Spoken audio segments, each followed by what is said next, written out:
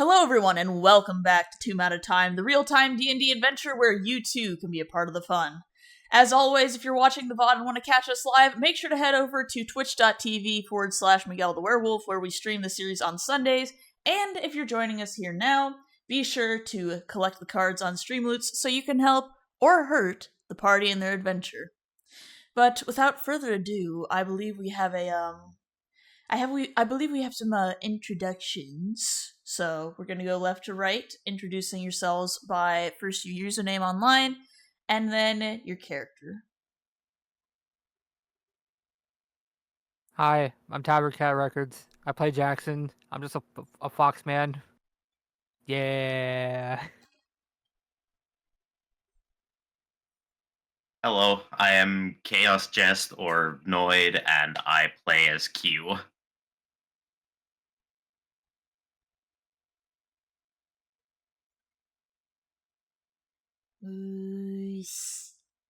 Don't forget you're on push to talk. I don't know why it didn't occur to me that I was next. Hello, I am Moose the Owlbear, also known as Producer Moose of Moose Productions, and I am playing our local cleric, Electrus. Hello, I'm Firefox, and I am playing Talia. And I am Miguel, your friendly neighborhood werewolf VTuber, and your dungeon master for this crazy adventure, and for some reason, I put the entire cast into radio voices. So, enjoy this extra, smooth D&D session until my voice inevitably cracks. You can already hear it doing it, so.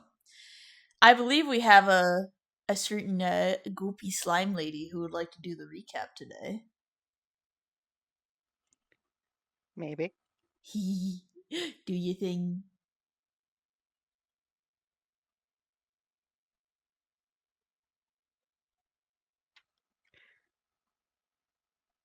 From the Journal of Talia.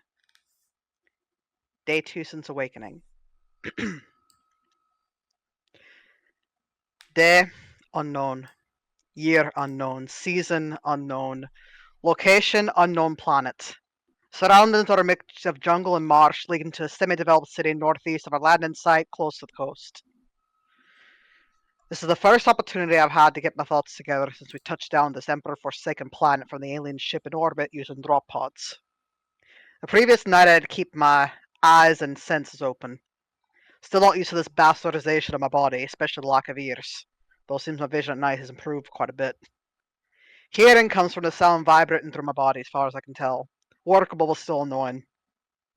In any case, it seems I have enough of my faculties to keep alert for threats to myself and this new crew of misfits I found myself with. I swear I'm cursed to be saddled with the most odd and trying of people. Not much happened overnight, which gave me time to process what I'd come to know. The 5 of us had been captured somehow and altered by a heretical bastard into different bodies for reasons I hadn't found yet. Myself and the near tyranny-looking man call himself Xerxes are the only ones that have any kind of martial and military training, not to mention non-urban survival tactics.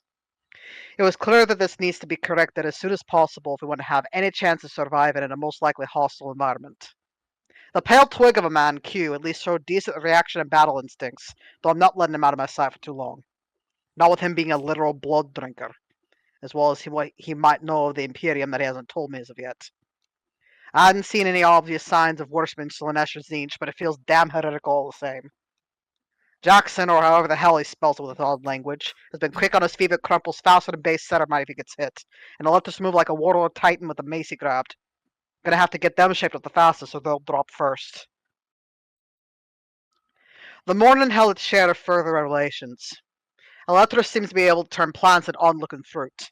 A possible heretical sign, but at least it didn't seem poisonous. According to Q, there is something he read about called good berries from an ancient tome. At least in my time they are. Ancient tomes used for recreation along with items called dice that have information on all kinds of creatures, heresy, and entities that now might inhabit this world. As if my mind hadn't already been fucked worse than a psyker going through the warp. Then, dark clouds gathered overhead, followed by all kinds of noise. for the face of the smug fucker that trapped us in that Slanesh damn ship projected itself before us. Called himself a Serarak and supposedly pulled our souls from heading to hell in order to perform in a survival game of his making and control. Which means every move we make and every word we say is being watched. Damn him to the deepest reaches of the Ghoul Stars. We apparently need to find 5 objects or items of interest within the reach of this land in order to access the tests he set up for us. Each one will lead us to the next, supposedly. And if we make it through each test and the final one he has planned, he's sworn he'll return us to where we came from along with some unspecified benefits. A setup bitch left us a clue to work with. I'm a relic hidden in plain sight, a man whose skin is cold as ice. A ring I bear, by good I swear, look for the woman with the blonde hair. No idea what the hell it means at this point, but some of it seems straightforward. As abruptly as he came, he left, leaving us to collect our thoughts, and a couple of them grouped their bodies. Had to lift Q from the ground, the twig could barely stand. Last thing we needed was to get that nutless heretic the satisfaction of seeing any of the crew shaken. Only taking the time we needed to gather the gear we had, we headed to the town that Jackson saw to the northeast. A place that barely looked to be beyond feudal world development, with animal-based blood sports used for punishment of freedom. According to the gods, it's called Port Nyanzaru. Apparently, Xerxes' species, or at least the body from it, are almost exclusively utilized by the Setter Bastard and is trusted. Not without cause or reason, as far as I can tell. In order to get him to the city with us, we had to find coverings for him, though apparently he could change his appearance a bit to look more humanoid. I managed to snag a cloak that I tossed to Q. Twig was rarer than my armor after a long siege, so I can only guess what I happened to miss while busy, though I hazard it was related to Xerxes being buck naked after shifting. If he wants to keep whatever blood he takes in inside him, he's got to get a better handle on his emotions. Passing through the gates connecting 2 snake-like buildings, Electra suddenly froze and started hyperventilating. Classic signs of shell shock, but from what I couldn't say. Best I could do was stand in front of him and cover his eyes, despite my now transparent state, and talk him out of it. If that hadn't worked, I would have had to try striking him out of it. Thankfully, he wasn't in too deep, so he managed to pull out. Apparently, there was some kind of vision or memory he saw. Damn these familiarities. Delving further into the city past the large and unfamiliar creatures around us and looking for a way to gather funds and resources, we found ourselves at the Forum of the Sleeping Lion, a place where mercenaries and job hands could apply for work. The owner, a lion-like woman named Imara, seemed to be aware of his set of fuck and his tendency to drop unsuspecting people onto this planet, and offered us beds for the night for the promise of work we could offer in the morning. Of everyone I'd seen, she'd seemed to be the most insightful. I'll have to keep my eye on her, though she could also be a good source of information. After a public bath, the rest of the crew wished to walk the night streets, so I found myself escorting the smaller members until a short while ago. It was too familiar, and not something I needed distracting me. Damn the fact that brings me some comfort. It's still so much to pull together. That I indeed died, that I've been pulled from a time and reality to somewhere else, that someone from the ancient past knows about the Imperium, to what extent I'm still unsure, and I'm at the whims of someone playing God Emperor in the backwaters of space. I need answers, both here and back in my time. A Serarak is going to pay for his heresy here. Someone is going to pay for fomenting heretical corruption in the ranks of the Inquisition and trying to play me and the rest of the Imperium for fools. And someone is going to pay for the loss of my crew to the warp. No matter what it takes, I'm going to find names.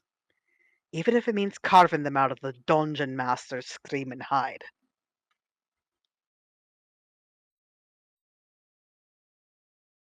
Please don't peel me.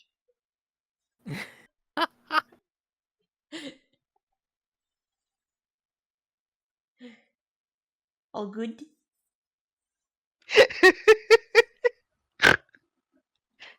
Yeah. God. Please don't take my butt skin. I need it for sitting. Well, you Was better it- have answers ready. That was a very nice recap. Yes, you get Yeah. a cheese ball. Thank you. Thank you. I did my best to capture her essence. I apologize if I got a little too into the pacing there. No, it was beautiful. I have to I don't know if I ever told you guys where the cheese ball comes from, but Grey Cat Silvermane, one of my DMs and someone I've known for a long time, originally introduced the concept, and using cheese ball as a DM inspiration came from him. So, if you're watching, Grey, here's your royalties and credit. But yes, so there was I went in. Hmm? Oh, apologies. there was one thing that Electra should mention, but I'll let you go first. I was just gonna say I wanted to be clear. I had to speak its character. I love all of your characters. Please don't be upset.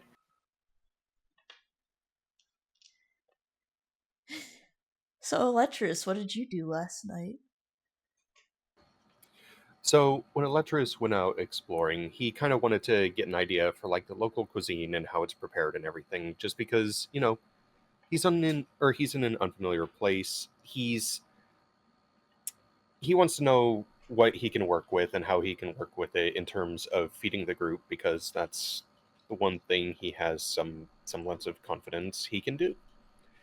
So he ends up finding this kind of hole in the wall vegetarian place, and there he meets Asaja, who is a night folk who had some very interesting insights into Eletris's holy symbol and the history of the religion of Chult. And through him, he figured out that that the holy symbol that he has is representative of, I forget the pronunciation of the god's name. Which one? Sun or moon? Sun. Ehekatl. Ehekatl. Okay. That it is the holy symbol of Ehekatl, the god of the sun, and that something kind of funky must have happened because the sun is now just a sliver of its former self. So it looks like through our adventure, he's going to have to find out more about his supposed connection through this holy symbol and the powers that he has now, and what is going on with this seemingly absent sun god. Where did he go? Who knows? We'll find out. Jesus. What will he do? Oh boy. What's the dog doing? I don't know, what am I doing? Just putting together a story for people to find entertaining. And if shit goes to fuck, I can just throw my dice at you. Please no, not the caltrop. Fine, you get D20 privileges. But as you retired that night, you guys found yourselves on the second floor of the guild hall. Large windows open to the night sky as mosquito nets cover your beds. Several other guild members are sleeping in the large communal sleeping hall, and you can feel the cooling wind as it gently flows through the windows. It's surprisingly comfortable, serene even. And as you're greeted with the sounds of the nightlife and singing frogs, you fall into a deep slumber. Talia, as you are resting in your bed, your mind falls into a stirring storm. Memories that have long plagued you waking in night, memories of war, of loss, and of pain, all things that you've known for what seems like your entire life. You're in battle once again, fighting alongside your sisters in arms. The Tyranids are proving a brutal foe, but your victory seems assured. With every squeeze of the trigger, you send the blood of your insectoid foes flying, the sound of your gun ringing in your ears and shaking your bones. A familiar sensation is pressed up against your back. Your dear sister is covering you. You two have always looked out for each other, the last remnants of your family sworn to your cause after you lost everything. Insectoid blood continues to splatter. Some of your allies fall, and you can sense a familiar, haunting moment approaching. A moment known by you for so long, relived countless times, but you're hopeless to stop it. You feel as your sister is yanked away from your back, and you turn in horror as you see a sharp, spine-like tail jabbed through her abdomen, covered in her blood. You fire at her assailant, holding her close as you desperately try to patch the wound. There is very little for you to hold on to, and she is one of the only things that you dared hold dear in the face of war. Despite the hardships, she'd always been there. You can't lose her. But something's different this time. The Tyranid who attacked her isn't the usual color or even structure. No. As the world fades to swirling purple darkness around you, you see something else. You see something worse. A hand made of shimmering, metallic spider's legs clamps down on your sister, ripping her away from you. You struggle to keep her in your grasp, her blood causing your hand to slip, and she phases through your arms, ripped through the now gelatinous structure like a knife through hot butter. The hand grips her as the sharp appendages pluck at her limbs, the spider-like creature pinning her to the ground like one would preserve an insect upon a board. Each limb making her almost a scientific display.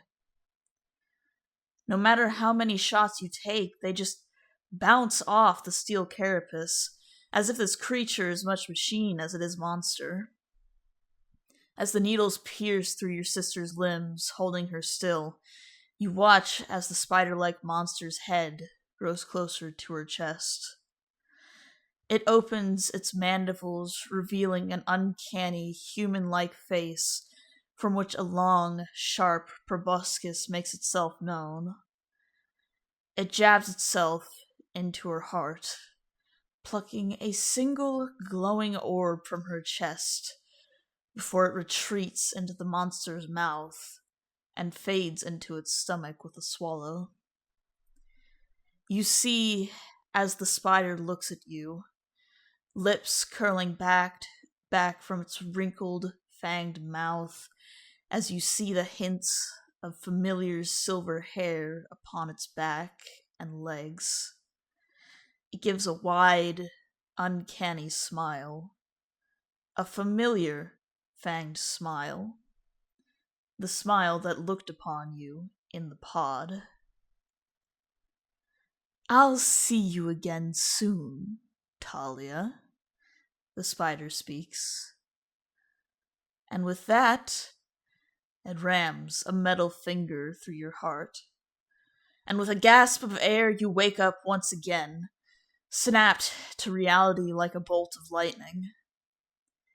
It's now the early hours just before the dawn.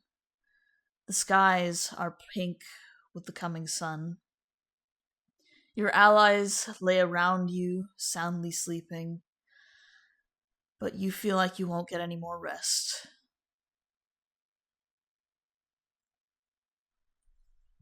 And now, I pass it to you.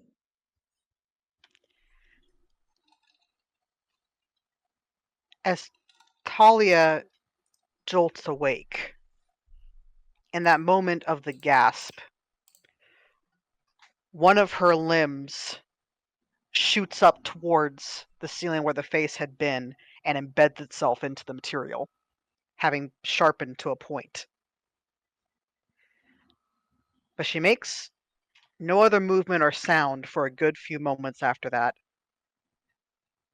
except for quiet, almost struggling sounds of forced, calm breathing as she starts to take in the environments again.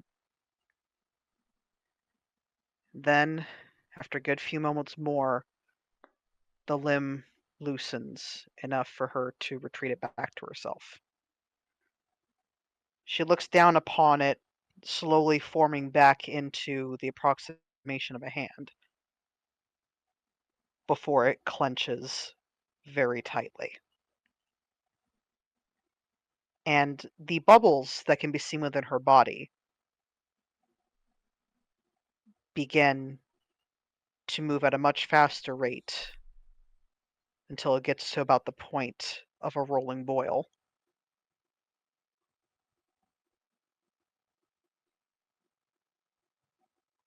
Another forced breath out of her nose, and she stands up, gears herself up, and walks out onto the balcony, making sure that her sidearm is at the ready with a hand by it, and looks out towards the city that can be seen. Okay.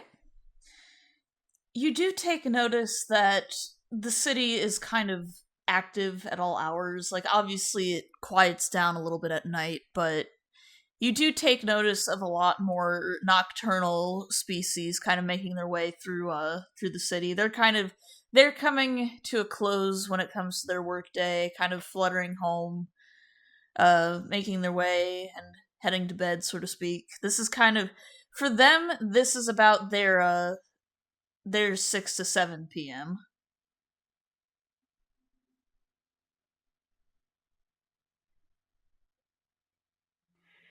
For now, she's merely observing, still putting together as much as she can, but she cannot get that image out of her head. The image of that heretical fucker taking her sister out of her arms.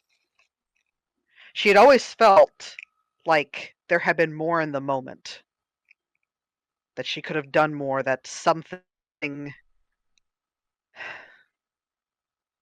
had been taken from her, and it's difficult to tell if this is just the working of her mind with this new foe, or if this is some level of insight that she's managed to gain. Roll me an insight check.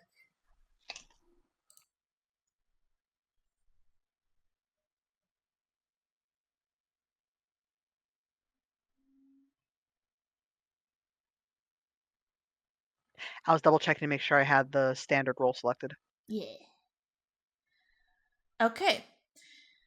You kind of sit there, and as you're stabilizing yourself, you sit there and you think, and you do remember very specifically that your sister was killed by a normal Tyrannid.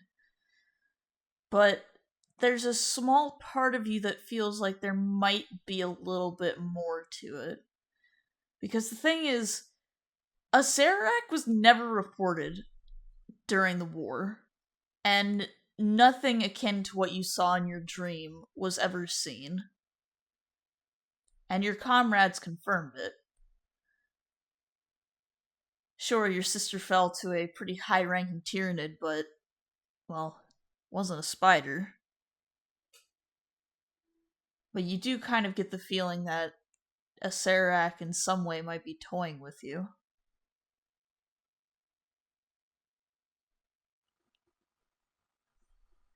Unseen by the rest of the party, and certainly by anyone below, Talia's face, for a moment, morphs into a very cruel and a very cold smile.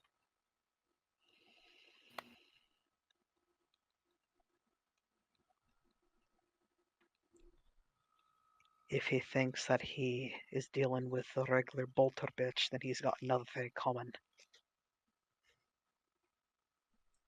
But let's see how far you're planning to go with this little game.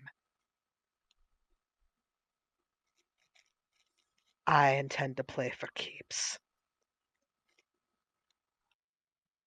Roll me an intimidation check at advantage. Oh.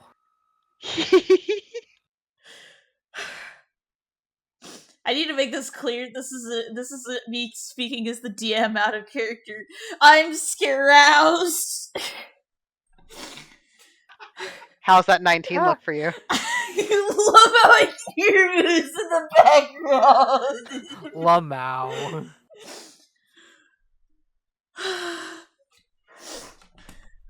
Oh, okay. Hang on, I need to grab a...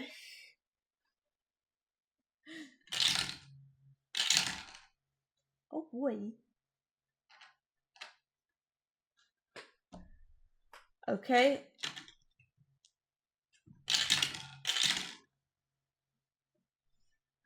Hey, Talia. Yes. As you say that, you actually notice as the sky starts to ripple a little bit. You actually scared a Sarah.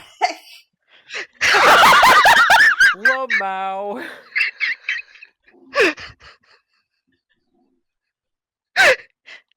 Talia is making a point to look up at where the ripple was. The smile growing more pronounced as she lifts a hand and extends the middle digit.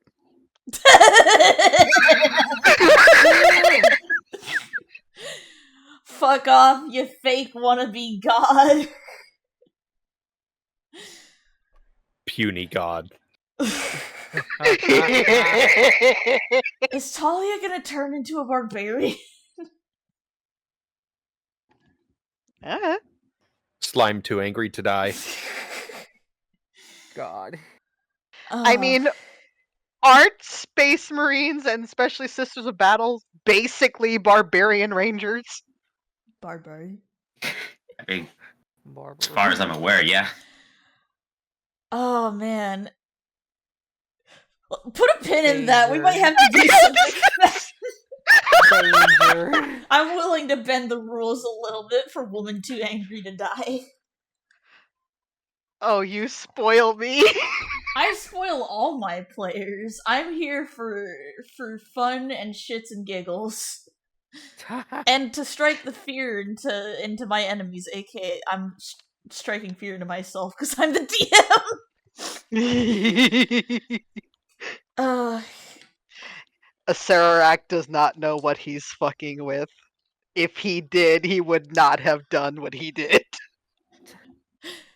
Fuck up a Sararak as much as you want. Just have mercy on me. Well, you see, you are going to have to take some psychic splash damage. I do apologize, but if anything, this may prove to be very entertaining for you if your reaction is anything to go by. Oh, I want you to okay, the tangential thing. You know how I hate La Habrea?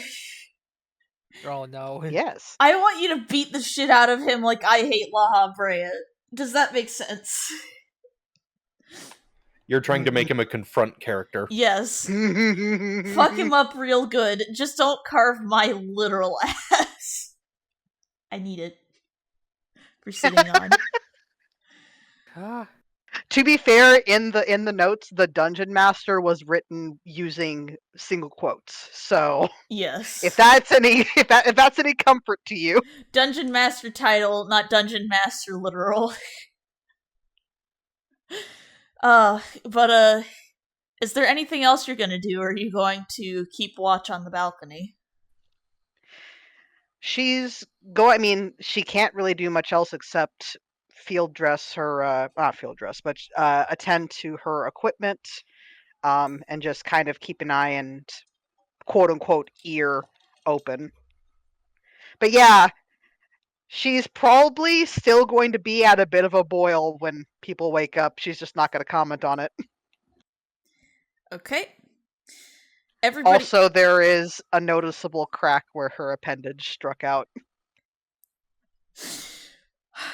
Why don't I just have the mental image of, like, because the thing is, you're on the second floor, it doesn't go any higher, but why did I just have the mental image of you shooting your arm through and someone just lets out a shriek? It's just like, you shot your arm into the bathroom!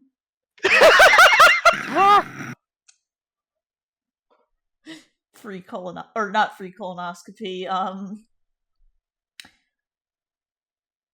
never mind, I'm not gonna go there. Christ. Everybody else, roll me a D100 before I think too hard about it. Oh boy.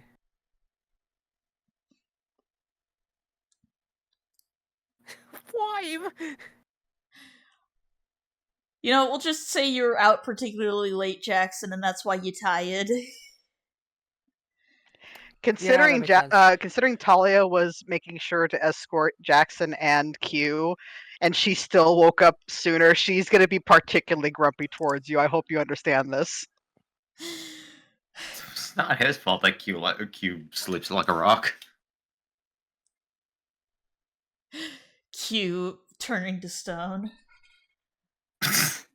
Oh no. Talia needs some time as a beast. What? Oh. Polymorph a character into a beast for 1 round. Okay,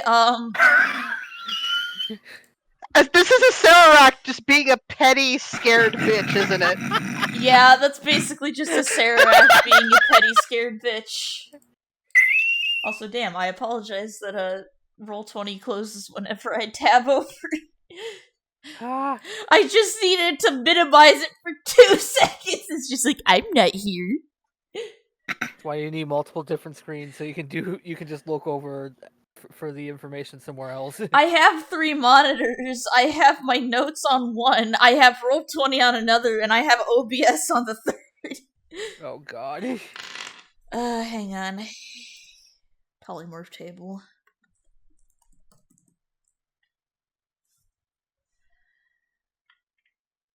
Okay, any beast with challenge rating equal or less to the target's one. And I'm going to say that, it's going to be for however many minutes you roll on a D100. So roll me a D100, Talia. Oh, Christ. boy! We're gonna make it interesting. Okay. Good lord. You're going to be a beast for 38 minutes. It's 1, 2, 3, 4, 5, 6, 7, 8, 9. Roll me a I know this is going to be really weird. Roll me a 1d30. Alright. God.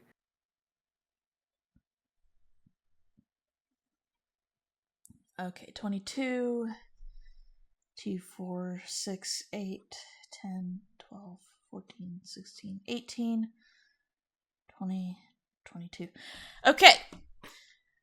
Talia, you feel as a bolt of lightning strikes from the sky and it touches your gelatinous form and it starts to kind of, you feel this wiggly, jiggly, strange sensation, like almost when not quite when your arm falls asleep, but you know that sensation when you're on like Novocaine or something like that? God. I think so, yeah. Your body turns numb, and all of your form wiggles for a moment before it drops and elongates, and you are now a 20-foot long, goofy constrictor snake. You have no hands. So, Talia, upon feeling sensation, or rather the loss of sensation, and the body morphing, barely lets out a noise just because one does not want to give a Serac the benefit of the doubt, or not the benefit of the doubt, but the satisfaction, and two, just training. Yeah, that's all I'm going to say on that. But yeah, turns to the snake form. Is it still gelatinous or is it like fully like scaled? It's fully scaled. So looks upon the new form. If a snake can look grumpy, incredibly grumpy, that is the expression on this snake's face. As it proceeds to wind itself and contort into different shapes that are unrecognizable to most, but she's basically forming into different letters, spelling out some very interesting insults and fucking curses at a Serac. Speaking of noodles, Noodle. yeah, speaking of noodles, Electrus, you wake up to see a giant 20-foot long snake currently sitting on the balcony surrounded by Talia's armor and her gun. The snake is blue.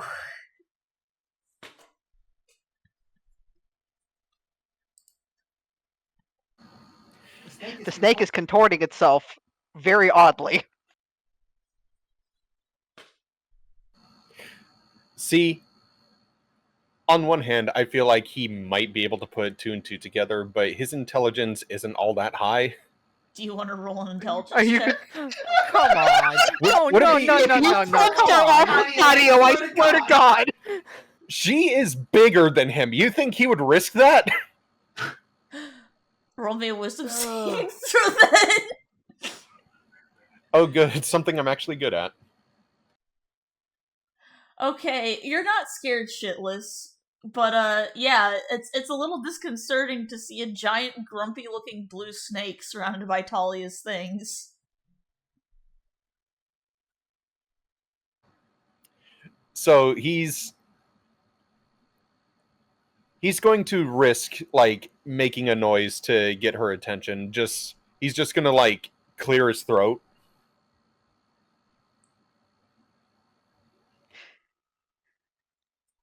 Flynn, I need you to roll for me to see if Talia can hear because snakes are deaf by biological design. I love how my dice gets caught on the side so it doesn't have a determined face. God.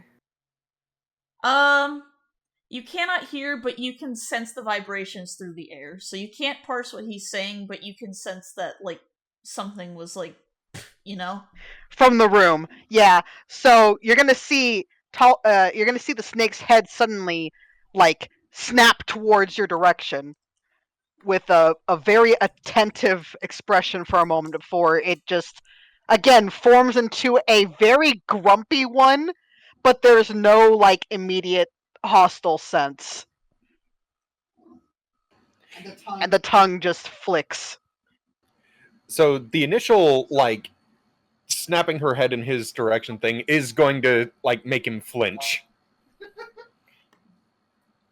But when she seems to calm down after that, he's just like, okay, long shot, but this has been that kind of several day stretch. Talia, is that you?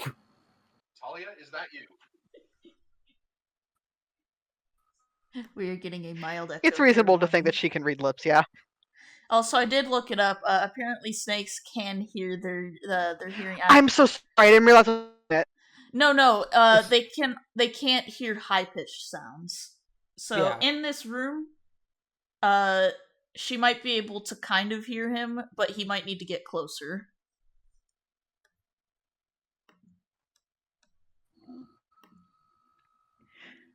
Talia's eyes narrow as she starts to move into the room a bit Again, not.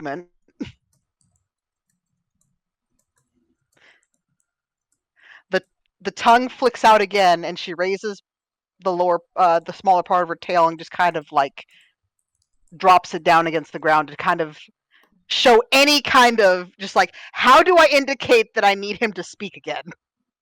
Just open the mouth, close it, and drop the tail. Just like.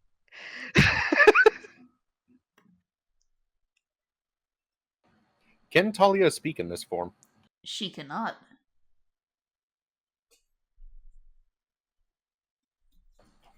So Eletris is doing his best not to, freak out, especially with the vision of the snake biting him the other day.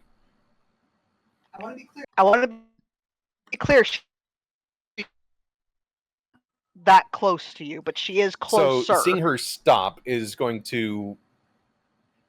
It's going to get him to think that he's safe for now. So just... Okay. This is very strange. Can you understand me? 1 tail tap for yes, 2 for no. The grumpy look intensifies with the narrowing the eyes, the direct impression of, are you fucking kidding me? There is what looks to be the snake equivalent of an eye roll before she nods her head.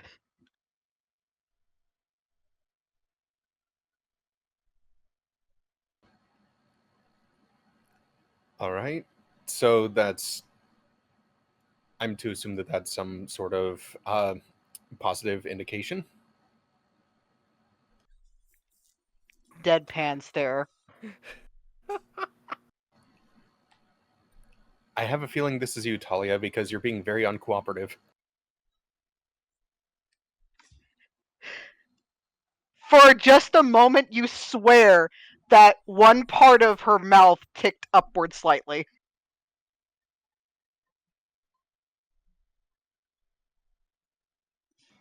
So, for the record, you're not going to eat us, right? Shakes head.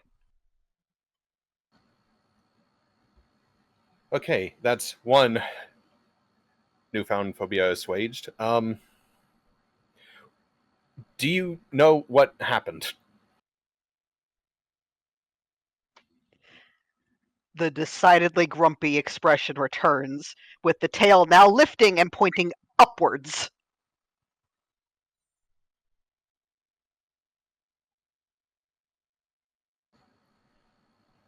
This is the point where I'd make a biblical reference, but no one here would get it. Plus, I think the other 2 are still asleep. Oh god.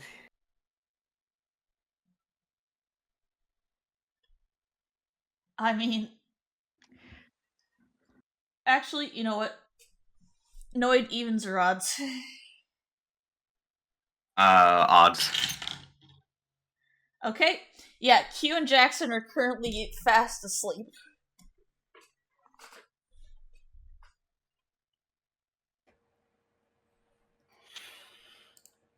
Okay, even with waking up in a new world and everything, this is far from how I thought any day of mine could potentially start.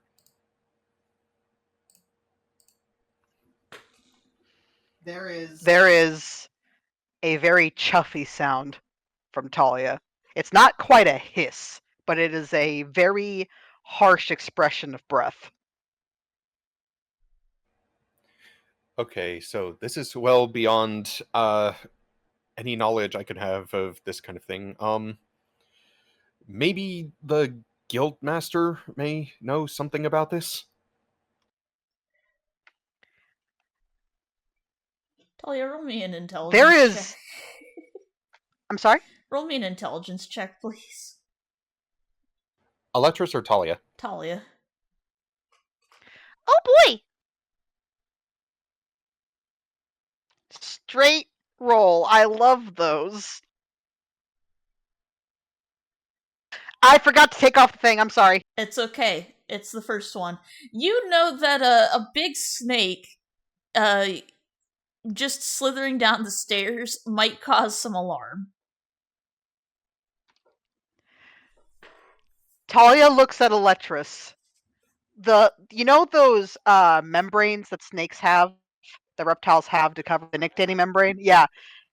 That's the equivalent of the blink before she tilts her head at him, and there's a distinct impression of, "Are you a fucking idiot?" on her face.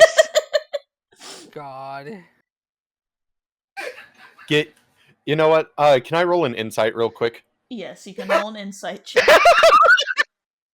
Yeah, you are picking up what Talia is putting down. You know that if you take her downstairs, people are gonna freak out, but if you go and get Amara, then it might be better. Electrus is just kind of like, what's that look for? I was going to bring her here. Look, if I'm terrified of a giant snake, I'm pretty sure someone else down there will be. The expression just settles into the neutral grumpy one, or as neutral as you can imagine her expressions are.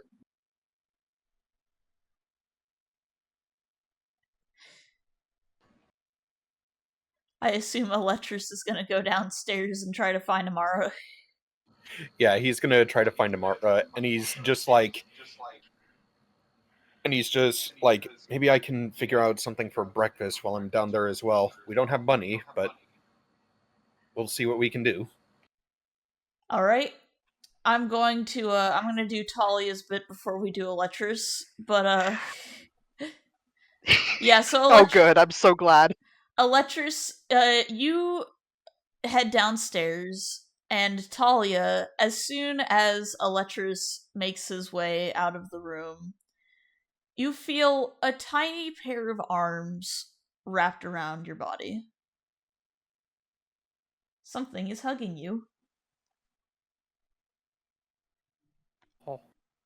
Talia's head slowly turns to look, and snakes' bodies are entirely muscle, so there is almost a ripple effect of her muscles kind of tensing and being ready to move at a moment's notice. You look down and you see this little child, maybe no more than like 3 or 4 years old, wrapped around your torso. Was this child in the room before all this happened? This child was in fact staying at the guild hall, yes. Talia blinks, the tongue kind of flicking out a little bit and trying to take in what information she can about this child. You watch as the child she's got her cheek pressed against your scaled back, and her eyes are closed for the moment, but she's softly brushing your scales in a "this is comforting to me." And then she looks up to you, and you notice that her eyes are also snake-like.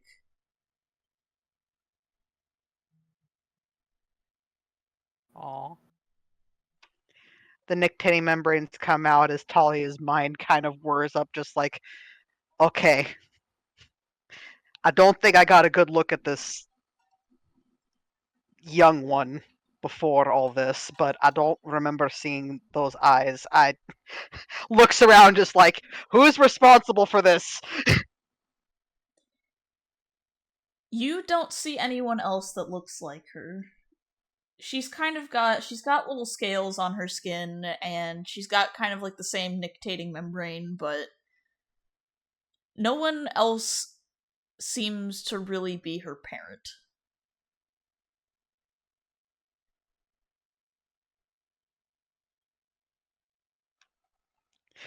Talia, the grumpy expression coming back to her face, looks down and just kind of starts inspecting, just like, okay, is there a reason why this child is contacting me? Are there any injuries? Are there any, just getting a better profile while the lower part of the body starts to kind of shift around and start to ever so slightly shift the child further down and slightly away. Gradually. Very gradually. You watch as the kid is like slowly sliding down and they just let a small wee.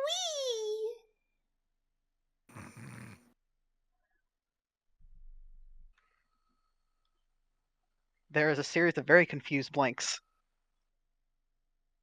She climbs up your neck again and goes, again!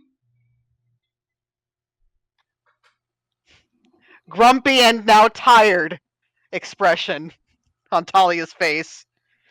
There is a harsh breath let out from her again in a chuff. But the tail comes up and does start sliding the child along and towards Jackson. Almost trying to push the child into the fur. I assume this is something that wakes him up. Yes, you feel as this, I think 3-year-old constitutes as a toddler, right? Yes. Yeah. Yeah, you feel as this toddler drops onto your bed, Jackson, and you just catch as you're opening your eye as she hops down from the bed, walks over to Talia again, and wraps her arms around her. To be fair, he sees her wrapping her arms around a blue snake. He kind of just lays there, just doesn't get up, just looks at the snake, and just rolls back over on the other side of the bed, facing away from the snake.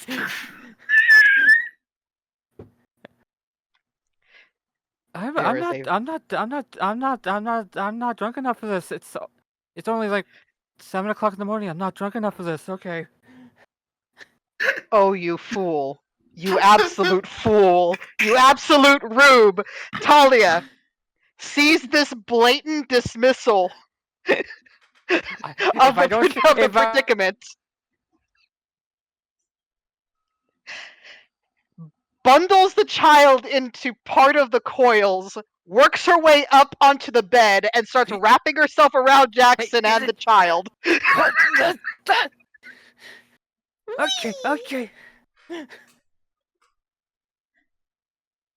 Okay. And puts herself face to face with Jackson, just looking. And just the expression this snake is giving you gives you a very interesting moment of deja vu with the slime lady that you met a few days ago. He just blinks, is like, Thalia? What the fuck happened to you? The most deadpan of expressions. He kind of blinks, looks out the window up towards the sky, and looks back. You know, I feel like you're going to explain it after this wears off, because I feel like this would be temporary. The eyes of the snake roll a little bit before there is a small nod, and then head turns towards the child and then to Jackson.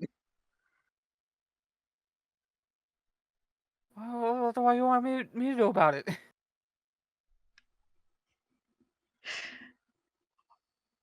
Pointedly drops her head to poke at his arm. Ow!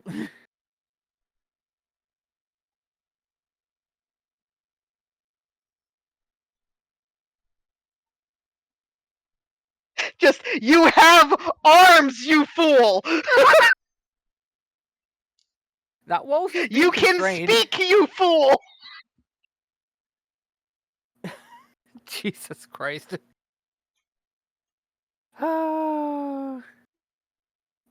Kind of just looks down at the kid. It's like,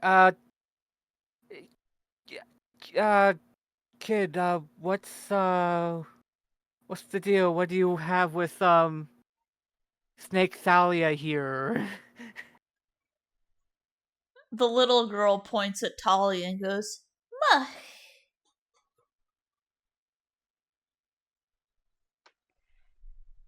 Can Talia roll an insight on that? You can.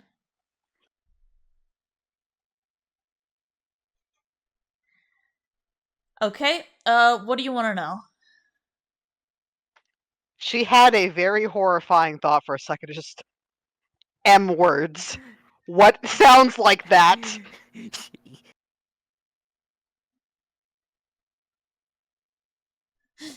She just called you mom. Yeah. Talia, you are the mother. Talia staring at this child, looking at Jackson with disbelief, and you swear to God, horror starting to dawn on her face. Okay. I don't think you're the okay. He's coiled between this the little kid, and just kind of like okay. You think this is your mother? Just looking down at the kid. She gives a nod, and as you're holding the kid, her form starts to shrink, and she turns into a little baby snake, and she crawls up to Talia.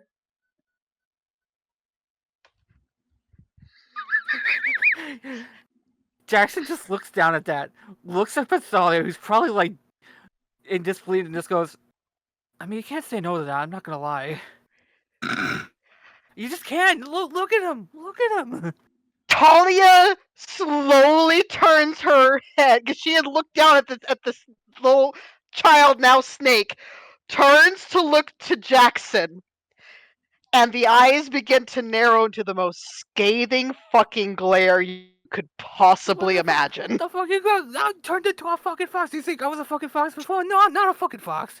That's how it is. It's fucking weird. All right. Hey Talia, Yeah. you see as the little green snake opens her mouth. It's just like, you look like Mama. Are you my mama? I want to be clear. Is she hearing this like how do I put this? It's in snake language. Okay.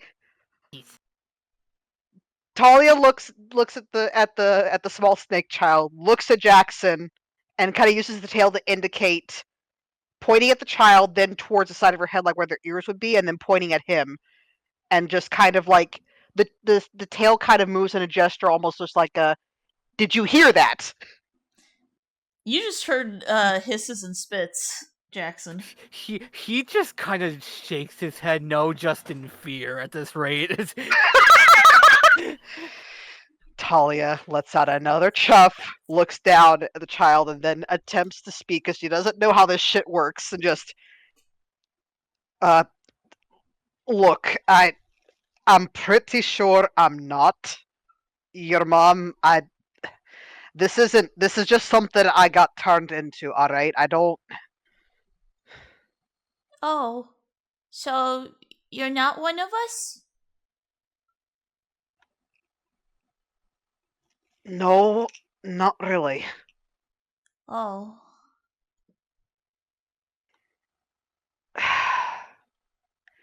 Do you know where. Have you been separated from your family, or.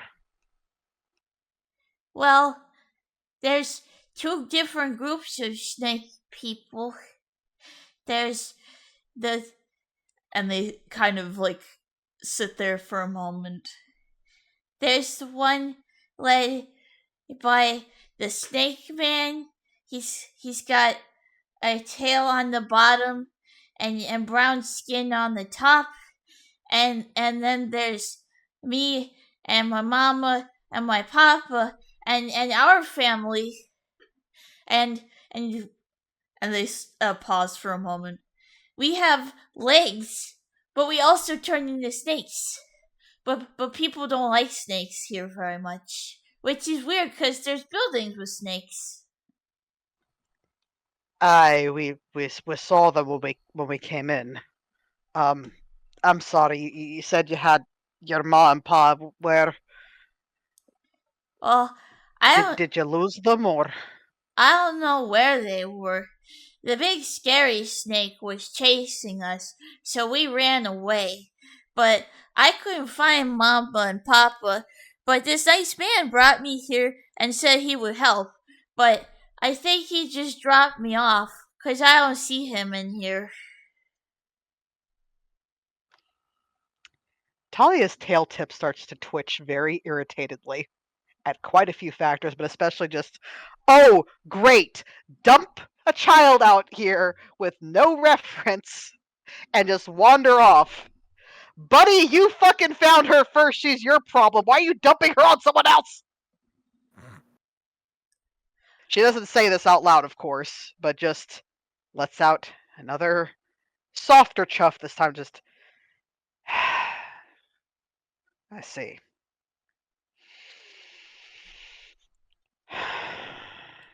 Well, it's not a good idea to let you be out on your own, so we're probably going to need to talk with Imara and figure out the best way of handling this. That's when the little snake curls up to you. It's just like, you give hugs like the rest of us. They're strong and comfy. There is a flinch as a memory pops up in Talia's head of a much, much, much, much older time for her. A time where things were simpler in a way, but also desperate. And of her sister holding her and saying something very much the same of how her arms always felt like the safest place.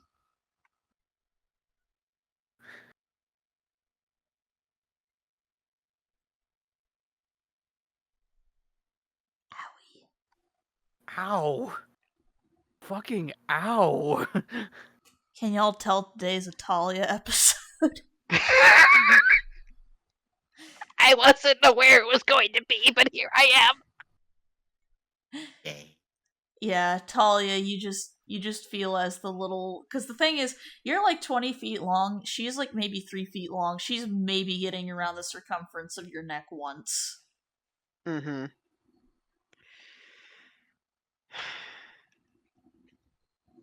Talia starts to uncoil from around Jackson and starts shifting her body more around the form of the snake child. And just,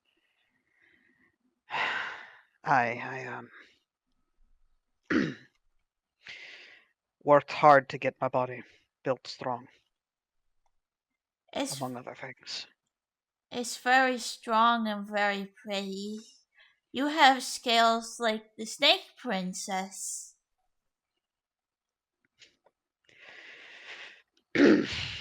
Snake princess, you say? Yeah, she's not around anymore, but my mama and papa told stories of a beautiful lady, and she had blue scales, and she was going to save us. There is internal screaming in Talia's head at the moment. Just, if she had hands, she would have been resting one of them and pinching her brow. Just, I see. Well, Oops, gotta save a bunch of snake people. if you wouldn't mind, do you think you can shift back? Because I don't know how long I'm going to stay like this, and I don't want something to end up happening. And I'm pretty sure, glancing sideways at Jackson, I'm pretty sure my crewmate's about to piss himself in fear. Sally, why are you staring at me like that? That's when the little toddler turns back into her toddler form, is just like, and because the thing is, she can still speak to you even in her humanoid form. It's just like, I can stay with you until you change back. Everybody gets stuck at one point. Thank you.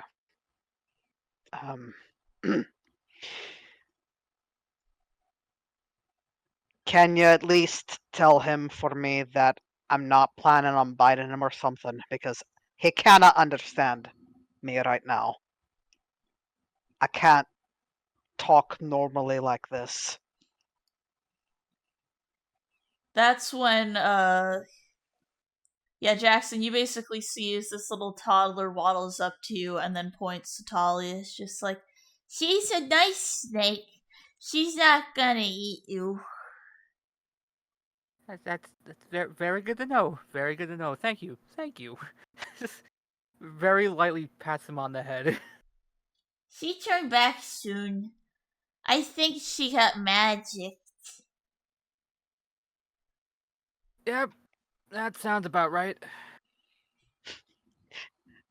Snake expression is turned back to grumpy just because someone got butt hurt that they couldn't handle what I can dish out, apparently.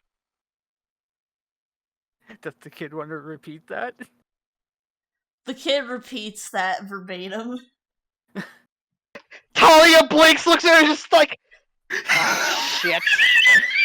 Yeah, Jackson blinks, just kind of looks at that. Holy shit, you actually were able to intimidate him? Talia looks at Jackson for a moment before turning her head away to look at the patio. Holy shit, that not here's the thing. Wasn't liking the vibes off that guy, so I'm gonna say very impressive. Yeah, the fake spider is scary, but you scared him, it sounds like.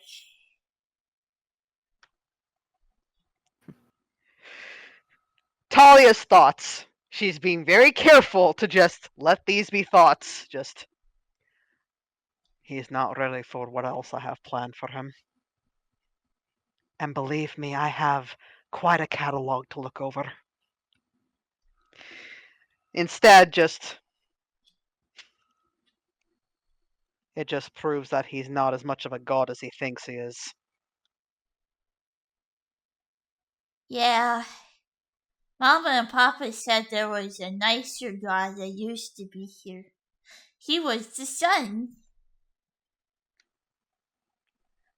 Talia's head perks up a little bit and looks towards Charles just, oh really? Yeah, the big sun snake. He had white scales and pretty purple eyes that were made out of purple gems, and his body was covered in feathers. And the way that it would work is that when the nighttime came, he covered up the world with his wings to keep us all warm. And it was like he was protecting us because we were his egg.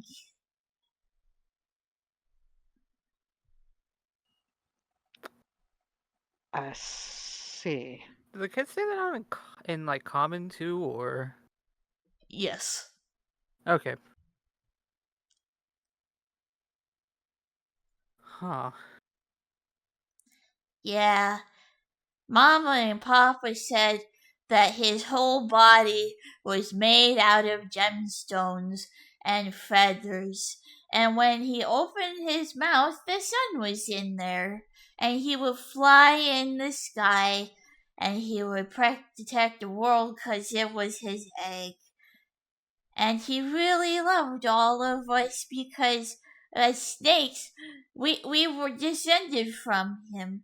So we were extra special. But people don't like us anymore, even though the sun is a snake. Oh really? Did your parents ever explain why? They said something about there being two snakes, but we don't like the nighttime snake. He's mean. The other snake man, he likes the dark time snake. It's cold when the dark time snake is out.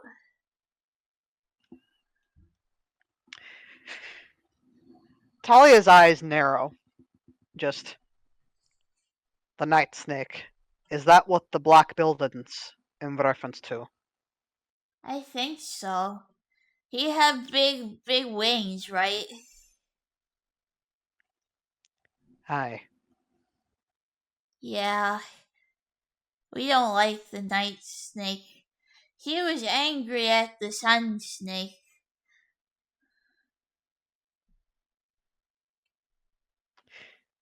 Talia looks to Jackson for a moment, looks back at the child, just, I see.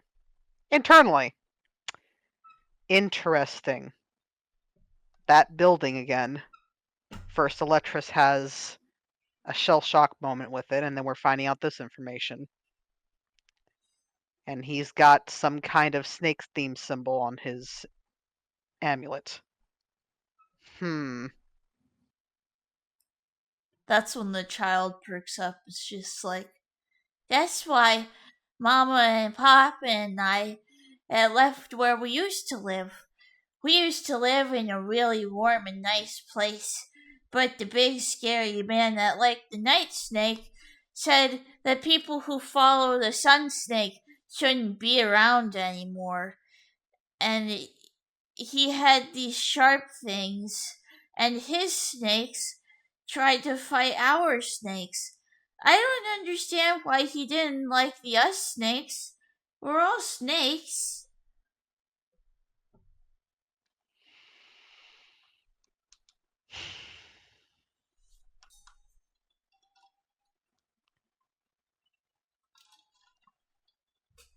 It can get complicated, Talia says simply, but there is a little bit of a faraway look in her eyes.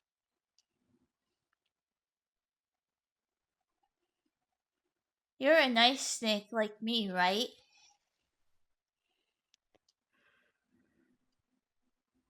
Oh God! What do I roll for that? Because that's Emotional damage. Roll me a wisdom save Yeah. for psych damage. Yeah, I think so. Emotional. Oh, Nope. Oh, God. no. hang on. This is when Sally decides I shall become a snake. Talia, you take 9 psychic damage. Oh God! So she's at 10 HP. Wonderful.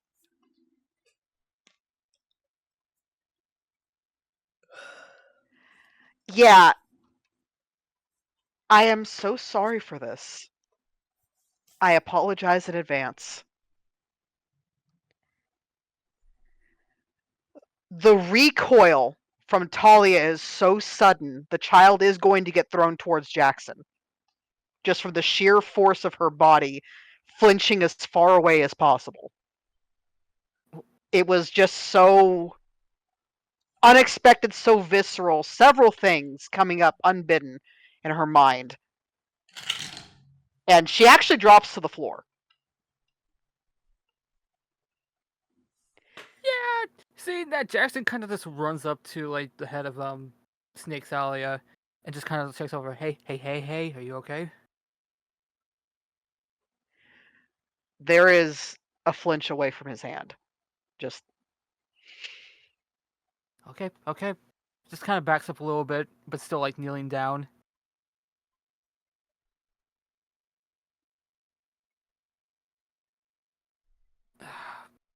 Well, the hell's Elatris at? Anywho, I'm gonna TLDR this so that we can finally get on the road. Yeah. So, long story short, first question, Talia, are you going to try to make it up to the kid? she's gonna need a moment, but she's gonna try. And my TLDR is her just saying, "Look, I'm not what you think I am. I'm definitely not what you call a good person. But what I can promise is that we will help how we can to make sure you're looked after until you find your parents or we figure something else out." That's when the little kid just looks up at you, it's just like, okay. Are you angry at me?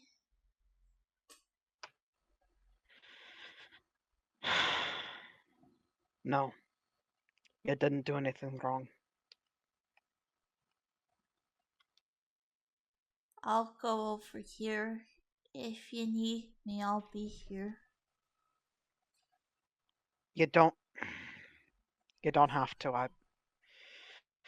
And that's when she basically determines, like, no, I will personally be the one looking after this kid because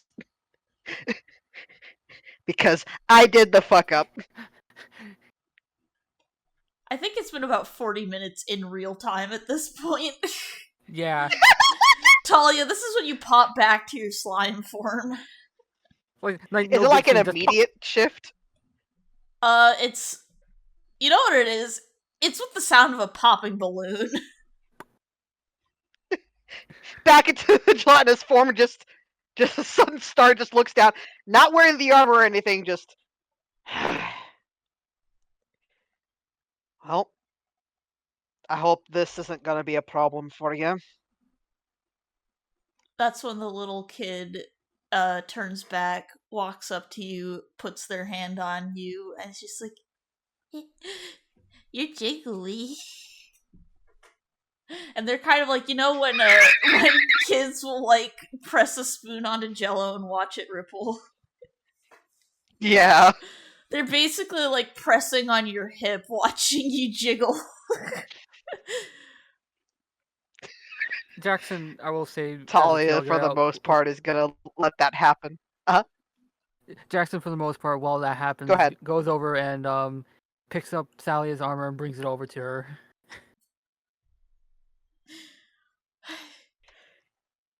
Q, I'm gonna say that you're waking up by this point. Yeah. Just slowly blinks back into reality, yawns, stretches while still laying down, slowly sits up with another yawn and looks in the direction of the others like, something happened while I was sleeping.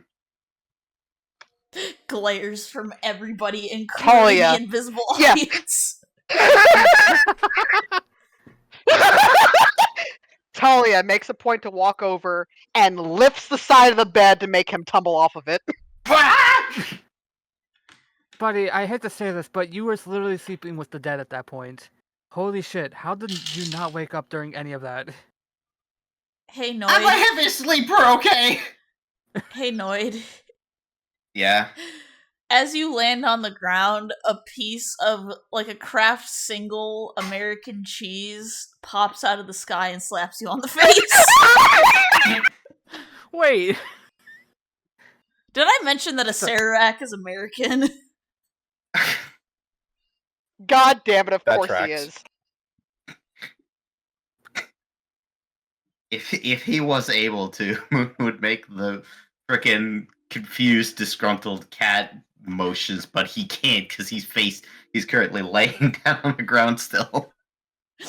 And this is where we cut to the wide shot of the party traveling.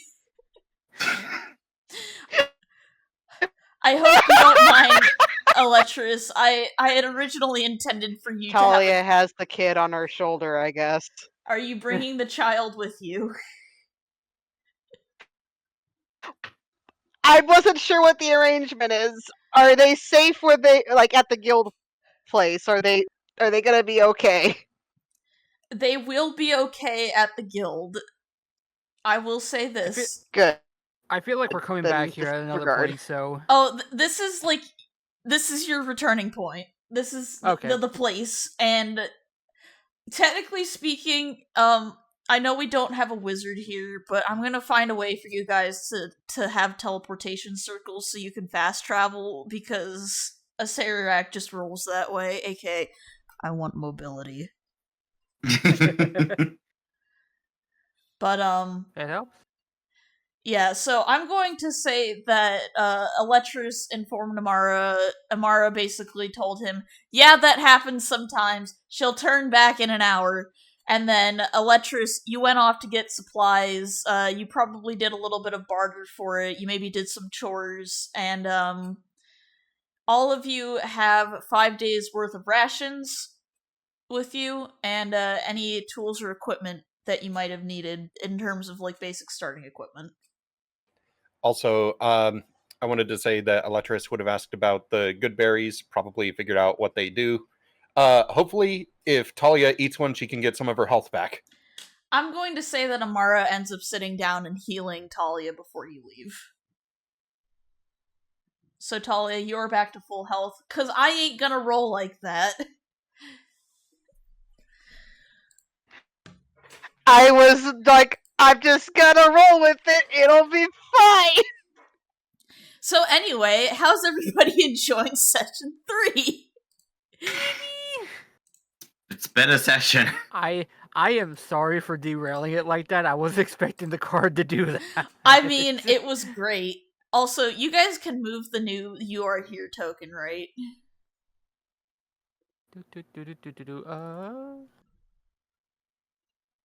I Yep, I certainly can. I can.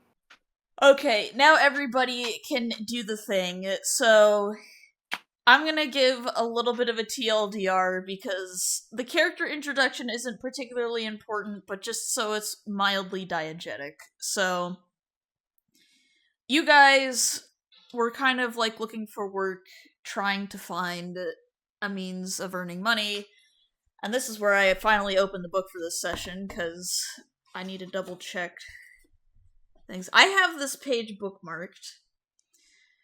So, as you guys are you're looking towards a message board, basically looking for hires, you see as a gentleman is looking for an escort to Fort Belurian, and he's willing to pay for guides and for the fee for a travel permit, which is a thing because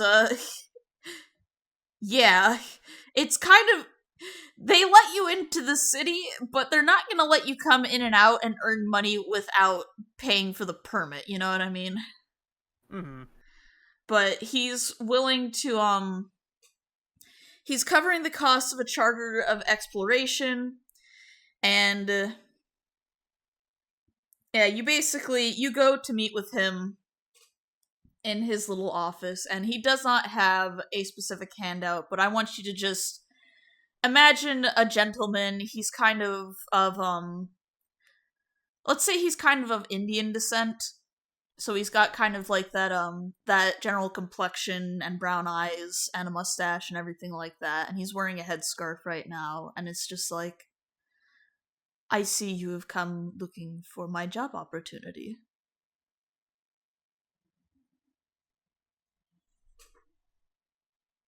That we have. I am Roka.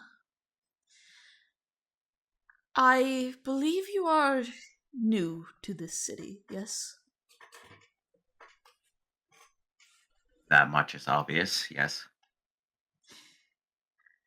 Well, I am currently a worker of the merchant princes of Port Nyanzaru. Consider them, what was it that previous man called them? They are kind of like the leaders of the country right now. They have wished me to go check Fort Belurian for corruption. So I need both an escort and someone to provide a distraction while I go ensure that there is no, what would you call it, bad behavior. I will cover the charter of exploration, the cost of the guides, and 10 gold pieces per each person. Would you find this acceptable?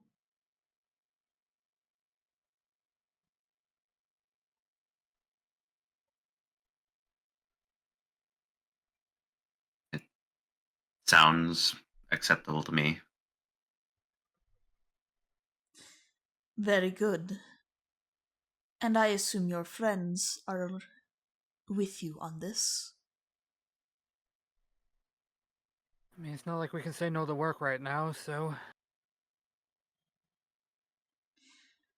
Very well. River Mist, flask of wine, please come join our friends. We will make our departure. And this is where I will introduce you guys to your guides. There are multiple guides in the city, but these are the ones available to you. So here is River Mist. She is female.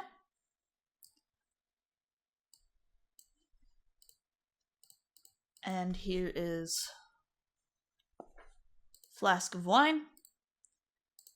He is male. Flask of Wine just kind of gives a grunt at you, just like, mm. And River Mist gives a small bow to you. It's just like, greetings. I am River Mist, and this is my brother, Flask of Wine. It is a pleasure to meet you. It is a pleasure to meet you too as well.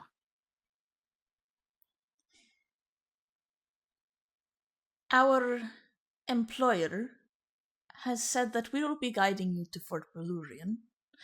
As such, you needn't worry about getting lost in the jungle.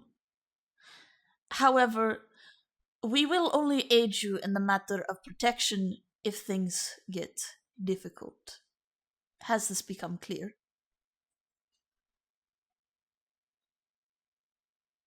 That is understandable, yes. Crystal. Mhm. Very well. And as a recommendation, things can get rather stormy on travels. So please, be ready if we have to suddenly make camp. Rain is common here.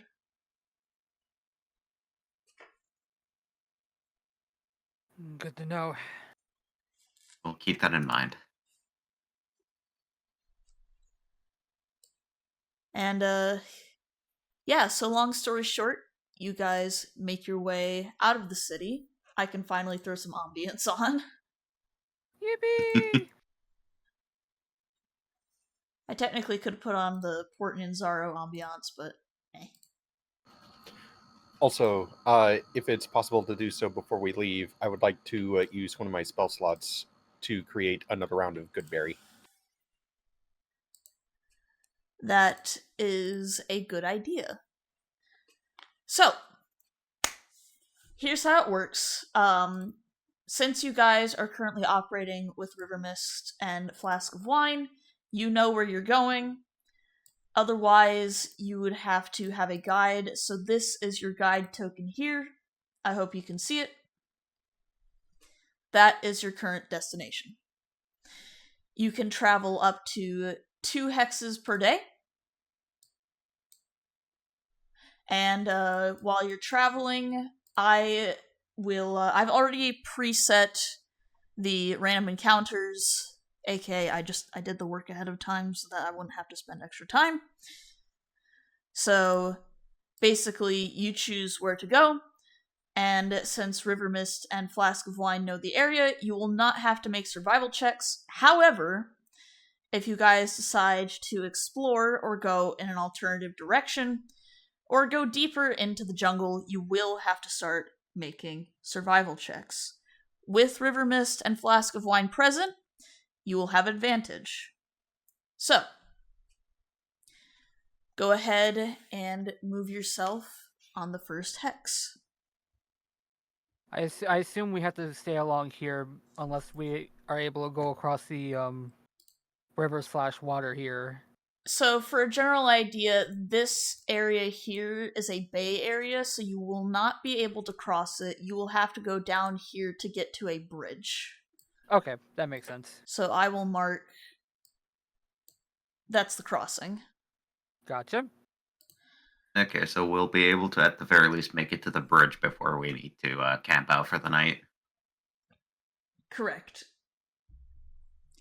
So go ahead and move as you wish. So 1 hex at a time.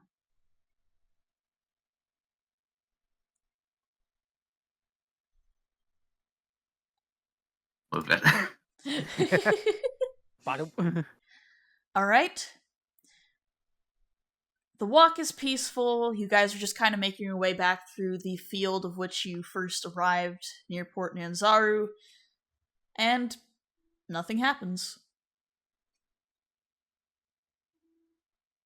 All right. There's the second. Evening falls, and nothing happens. You have a restful evening. Day 2. Go ahead and move. Over to here. All right. As you cross the bridge, you take notice of what essentially looks like kind of a grazing field. And a bunch of semi-quadrupedal herbivorous dinosaurs are currently milling through the field. These are Hadrosaurus or Hadrosauri. And they're not really paying attention to you. They kind of mind their own business. They're obviously they're about the size. They're a little bit bigger than horses, obviously, but you saw some people riding Hadrosauri in the city.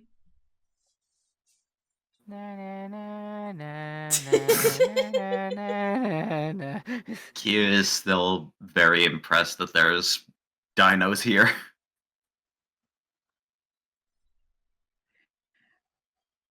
Out of character, I'm getting Dinotopia was such a part of my childhood, so this is just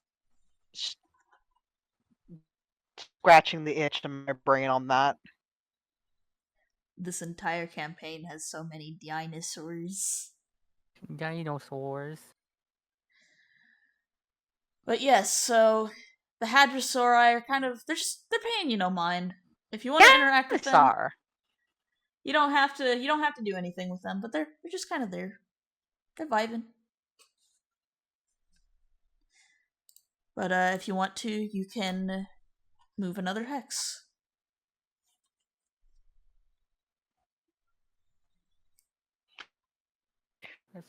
Do we want to go into the trees or along the more coastal area? Fire, you're breaking up something real Yeah. bad. Yeah, you are roboting. Yeah, It's a question to mega the rest of the roboting. group.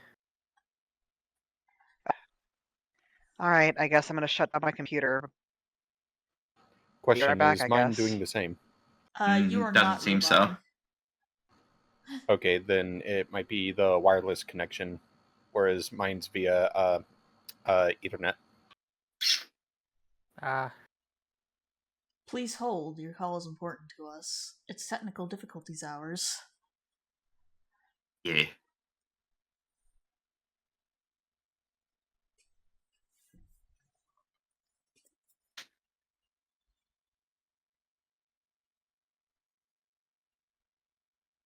A slight question that popped into my mind: was there any sort of indication of hurry in regards to this visit to the fort? There wasn't any sense of urgency, but you can kind of tell that time is money. Like he's paying for resources and the cost of charters, so the more you guys wander off, the more frustrated he's going to get. Okay. While we're waiting, is it possible for me to, like, if we're in, like, the tree line or anything like that, for me to climb up and scout out, like, the area at all? If you'd like to, sure. Yeah, I'd like to do that with whatever free time I have. All right. Just to see what if there's anything worth, like, traveling to on the side or anything like that. Okay. So we'll say that you climb into a pretty pretty big tree. Roll me a perception check. Perception. Do. Pretty good at those. Sure, yep. 10. Okay. You kind of look around and you don't see a whole lot. You see the ocean to the east, and you kind of watch as the jungle gets a little bit thicker in certain parts. You're not super duper high up where you're at right now.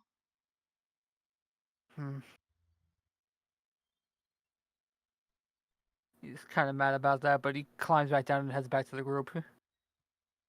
I think if you were to go a little deeper into the trees, you'd probably be able to see more, but that also comes with its own risks.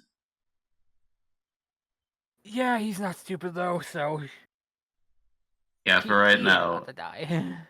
for right now, it's best to just stick to the tree line, and the next day, to make the travel a bit faster, we can cut through the forest a little. Oh boy.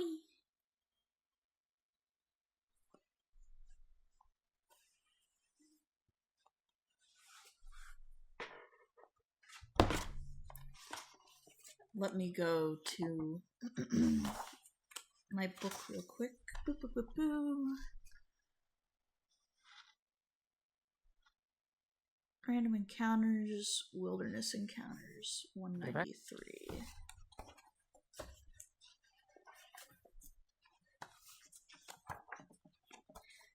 If you can't tell, this is a bigger, beefier book than you'd expect.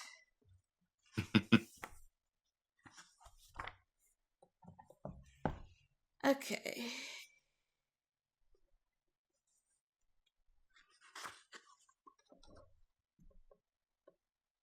All right, we get 1d4 guidance to Talia when she gets back. Oh boy.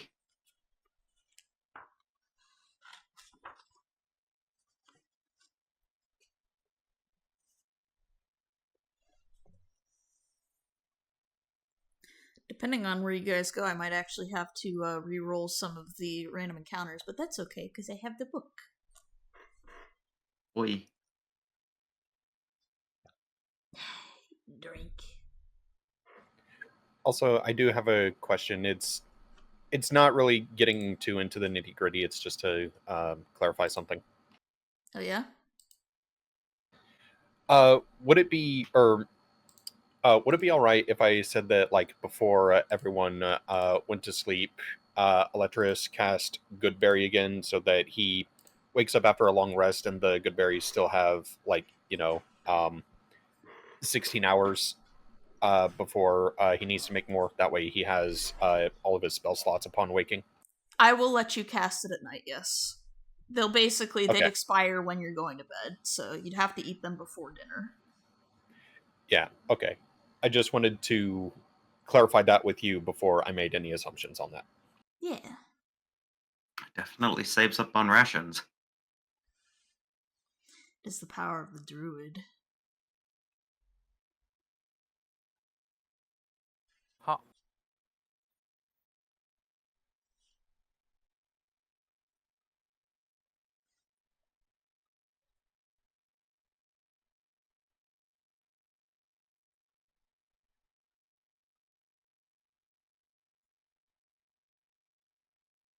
We're just gonna wait for Fire to get back once her computer's finished. Yeah. How are you doing today, chat? How is everybody?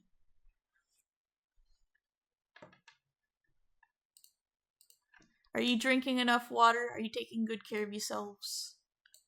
Did you get food? Make sure you get food. Yes, make sure you get food.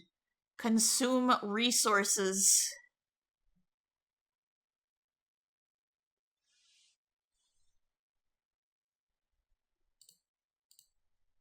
Consume num-nums.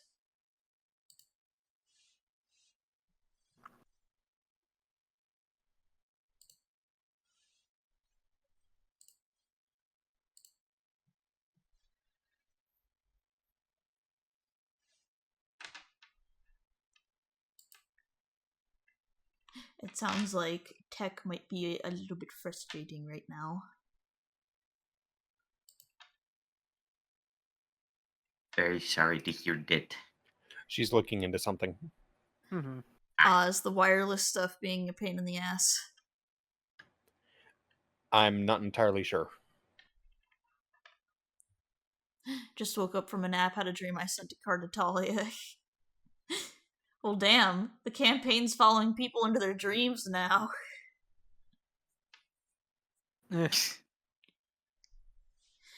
I'll tell you what, Moose, while she's sorting that, do you want to turn off push to talk and y'all can use your mic until she's gotten it sorted? I think I can do that, yeah. 'Tis the joy of you being in the same room.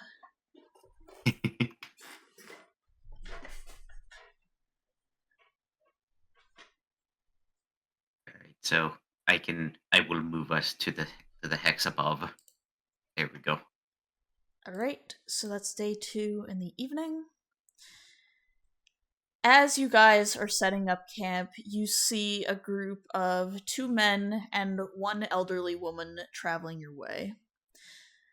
The elderly woman holds out her palm in a sign of peace and goes, "Good evening, travelers. We are Druids of the Stone Flame. We mean you no harm."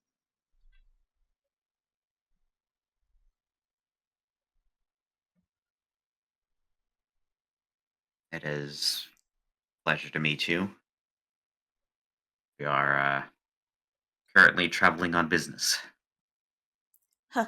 Who is not traveling on business nowadays? I am Mebala, and these are my apprentices.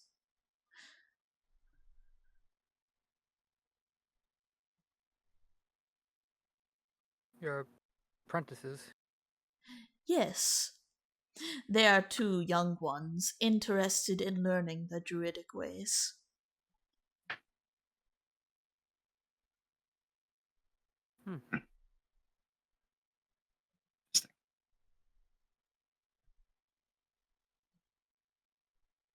Well, my name is Q, and these are my companions. We're headed towards a destination. I'm not certain if I should disclose where, but it is on specific business. I see. Well, unless you are heading to the fortress, there is not much around here. You find yourself in a nature-claimed area of the continent.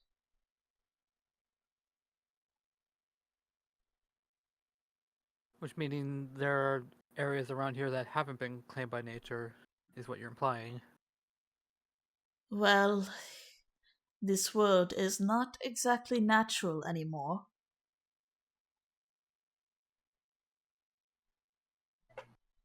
Yeah, you don't have to tell me that.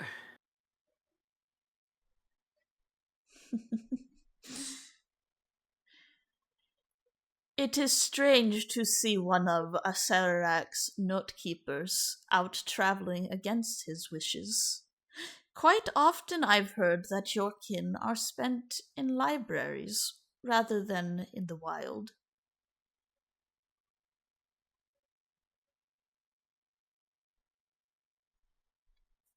Who is it talking to? She's talking to you, Jackson. Yeah, he just kind of he stops for a second, looks over, is like, bookkeepers? Have you not taken notice that you are a fox?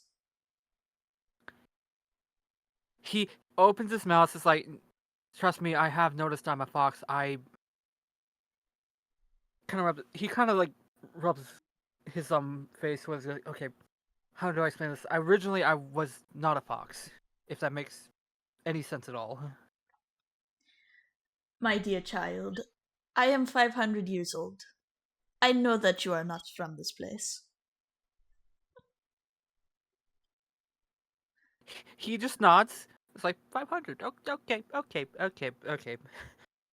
Sure, okay. Because again, he just from the real world is living that long. It's like okay, funny joke. Okay, You do not need to be worried, my child. You are not in any trouble for being one of Acerak's bookkeepers.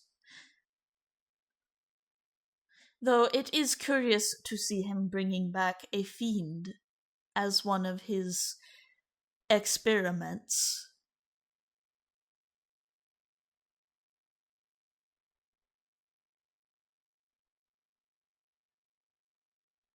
Fiend. Yes.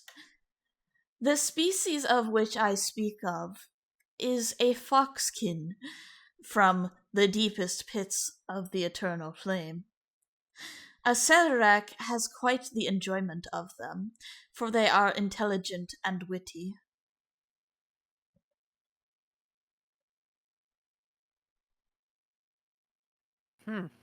Huh. Good to know. That's when Eletris kind of like takes like half a step away from him. You do not need to worry about your friend losing control to Acerak. He is of his own mind. It's less that, and I'm more worried about. He kind of gestures to like the holy symbol. Just, I don't know if this would hurt him. You would not have to worry about hurting him unless you attacked him. He will not be harmed by simple holy symbols, for his body is tampered. He is, and I mean this in the most affectionate way, more mortal than the true fox demons.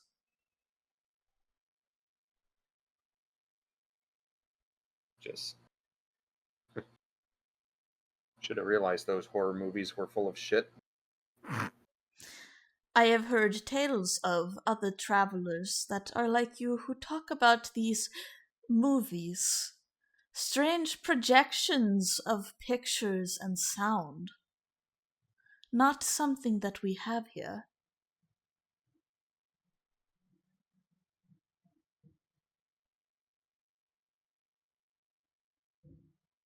They can be quite entertaining. Some, Just- not so much. Just, I'd say you're missing out, but well, given the state of things when. Anyway,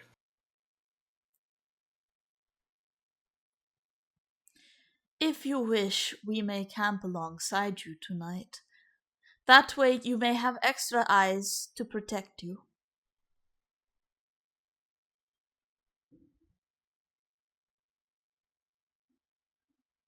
I mean, the more the merrier, so.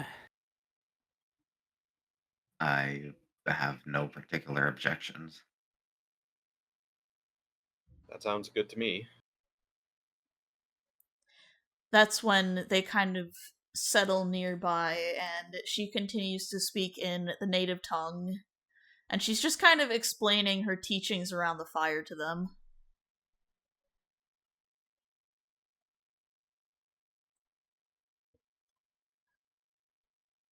But yeah. Do you guys have anything else you want to ask her, or do you want to just call it a night and go to bed?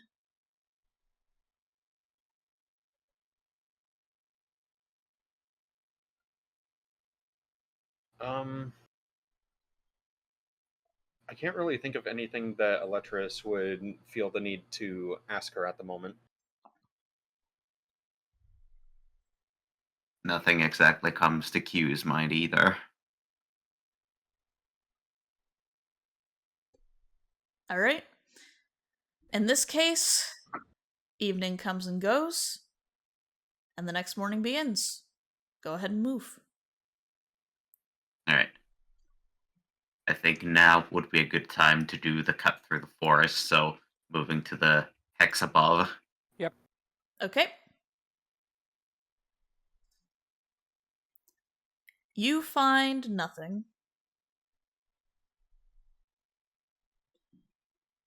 Go ahead and move. Oh boy. And really matter which hex, but I think this is the safer hex to move to. You do have better visibility, yes. As you guys are finding a place to make camp, you come across a corpse of what appears to be a dead explorer. You want to roll on the treasure table? Sure. Sure. All right. One of you can roll me a D100. I'll do it. YouTube. 71. 71. Okay. Jackson, you find a potion of animal friendship. Ooh. Fitting. Okay.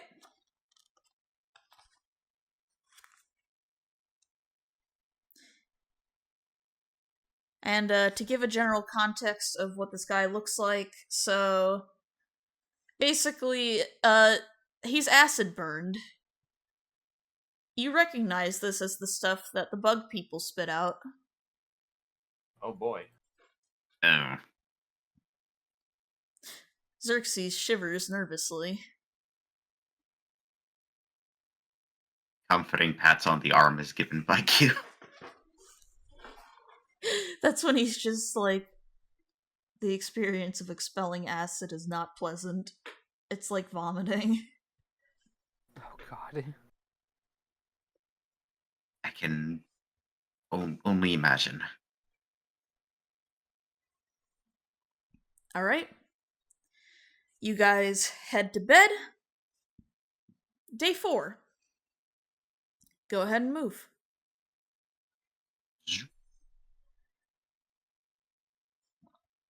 Alright.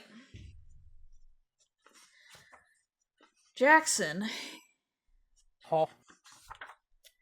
as you're starting your morning ritual, you step off because you're close to the beach right now, so you kind of step off to get a little bit of refreshing.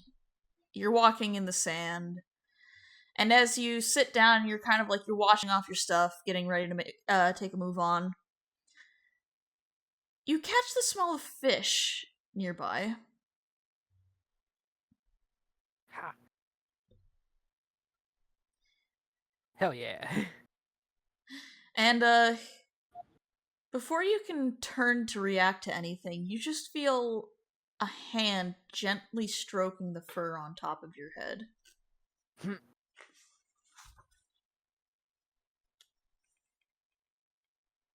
It just stops. Slowly turns around and looks up.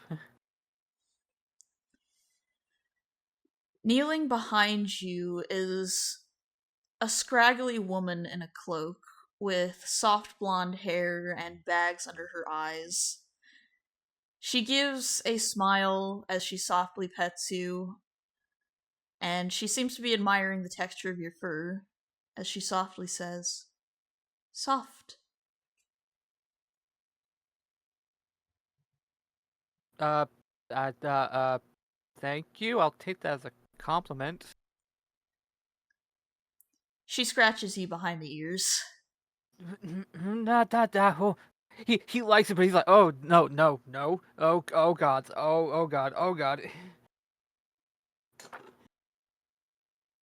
Good fox.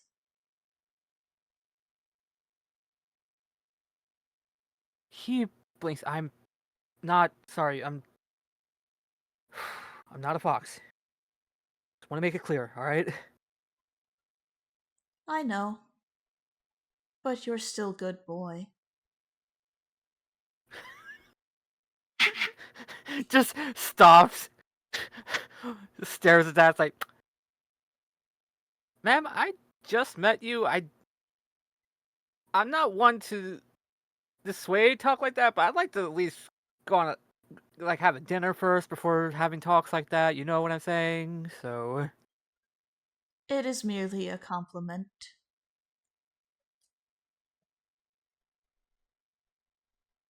see, that's what they used to tell me, and then people kept on hitting on me like that. Anyways, is there something that you want, ma'am? No. Just wanted to pet you.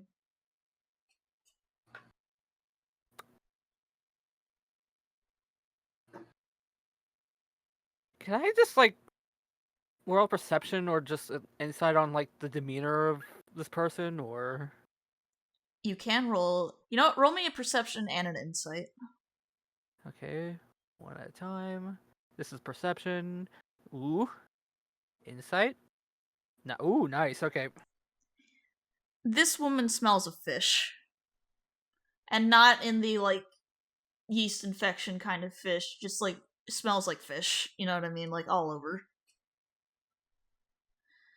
And as for insight, you can't quite tell if there's any actual malicious intent with her, but you can kind of tell something's off.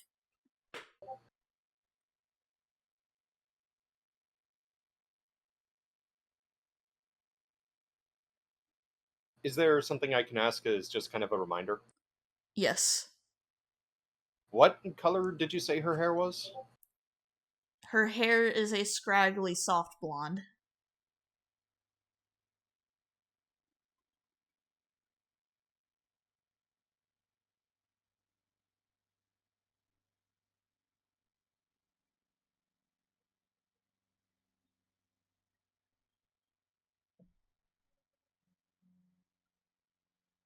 Yeah. Justin kind of looks at that like, well, I do appreciate the compliments very much, mind you. I just, says as he's like trying to dry off his fur, just need to get ready. We're about to head up on the off on the road soon, so. Okay. Does anyone else have any reactions to the seemingly like wandering blonde woman that's just petting Jackson? I was going to say, were any of us there? I would say that you guys were in proximity. You don't know where this woman came from. She just kind of showed up.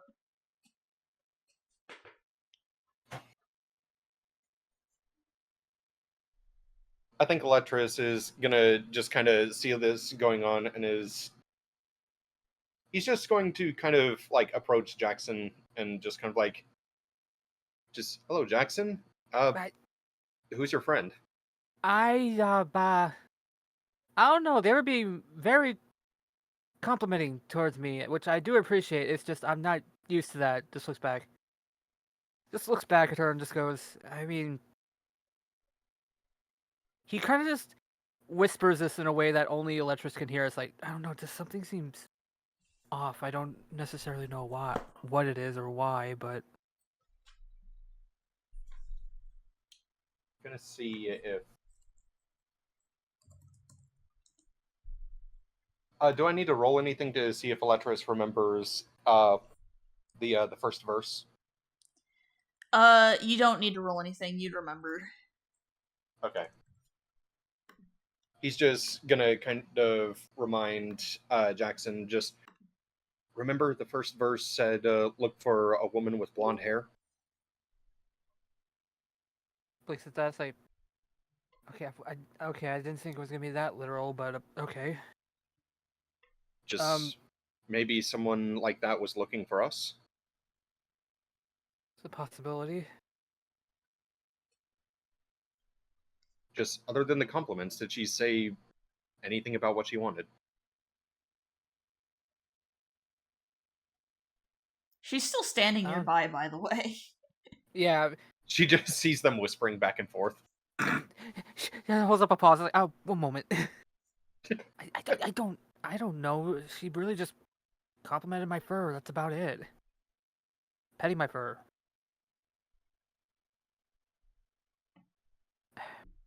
I can ask. Seems interested in talking to me, so. That's when Electris kind of gives him like a, well, go on gesture. Okay, I'm working on it. Okay. God. Yeah, he walks back. So, ma'am, what brings you out here into a beach in the middle of an island in the middle of nowhere? I live here. Out here on the beach. Yes. He looks around to see if there's like any kind of houses or anything like that, You or don't any kind of caves even. You don't see any houses, but you do see a cave on the cliffside. I assume that's your home over there. Just points it out. Yes.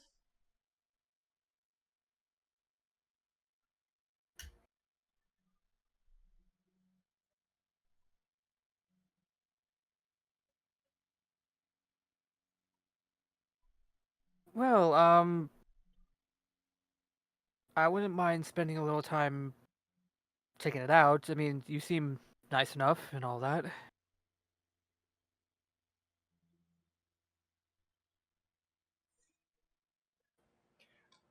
By the way, just imagine Electris' stage whispering, just name! Ask her name! I'm working on it. You can't start out with that.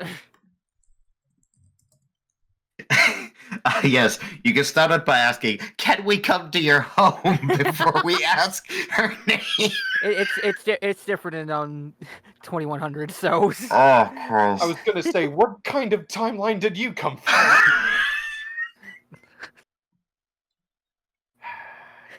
a one that could be a variation of the one we very live in right now. Anyways.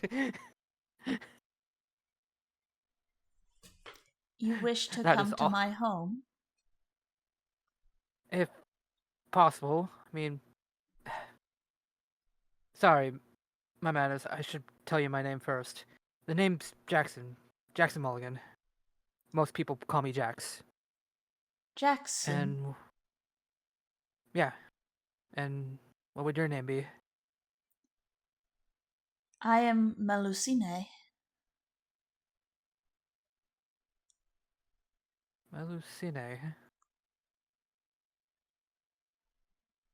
Your white-haired friend is quite peculiar. He's just curious is all. We are all very new around here, if it's not obvious enough. Yes. The spider's creatures do not come here often. They do not like the water. And she points to Xerxes.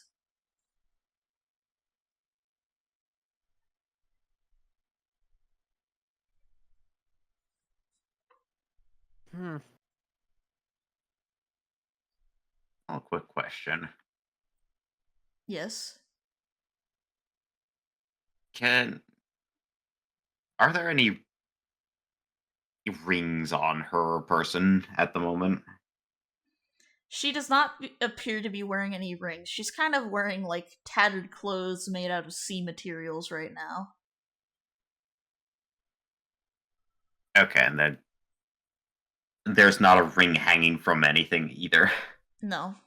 Remember, the ring is being worn by the man, not by the woman. Ah, okay. That's what I was about to say. Okay.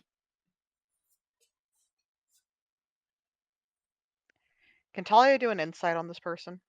Yes, you can. Guidance.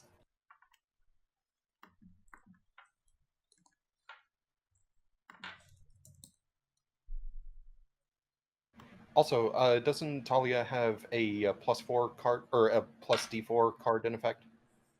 Yes, you can use that at any time. Oh shit, really? Yeah. Someone played that earlier. Alright. Yeah, Talia, you feel like she's legit. Ooh. Insight on the card. Okay. Yeah,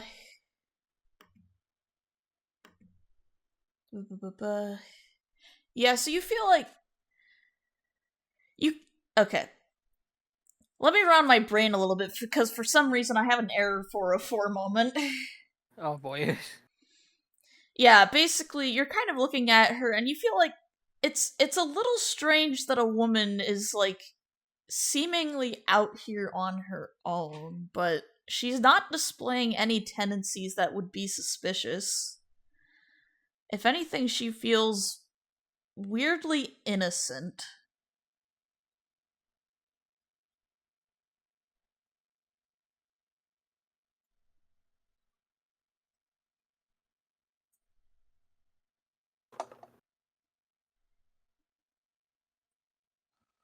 So you'd say you're pretty familiar with the spiders creatures, as you're calling them.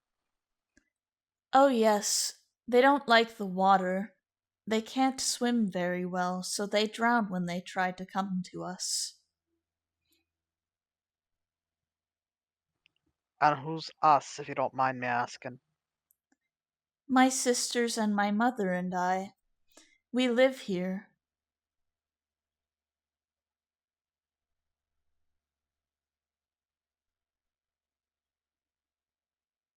And why would they be after you?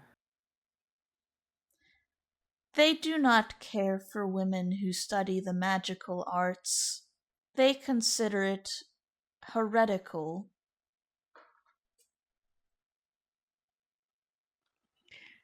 There is a twitch at the corner of Talia's eye for a moment.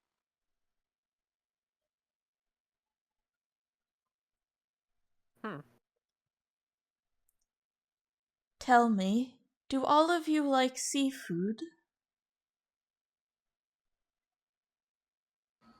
That's that's gonna get Electris to perk up. Food? Just I can't speak for the others, but I certainly do. I don't mind seafood. I haven't had many chances to eat it back where I'm from, but I do like it. As long as I can eat it, it doesn't matter to me. If you would like to, you can come and join me. My mother and my sisters will be back soon. They'll be happy to have guests over.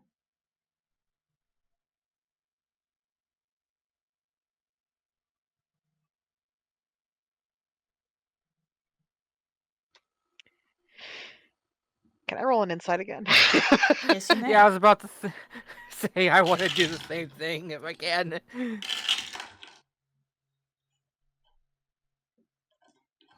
By the way, I want to say y'all have guidance. Oh, nope. Oh Jesus!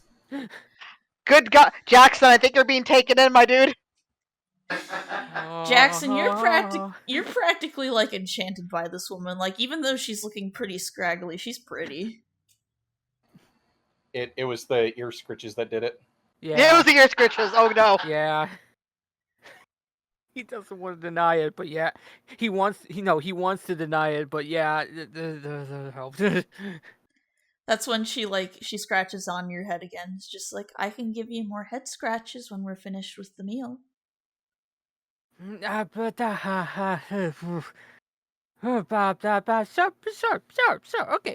sure. That's fine.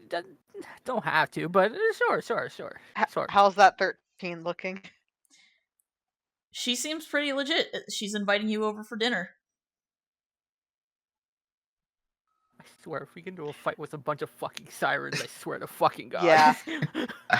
I was about to be like, I'm gonna side roll an insight from Q because it's like, is it gonna be like proper dinner or are we the dinner?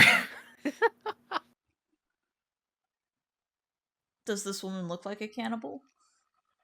I don't know. Oh. How does one look like a cannibal? I don't know. Anyway. Oh.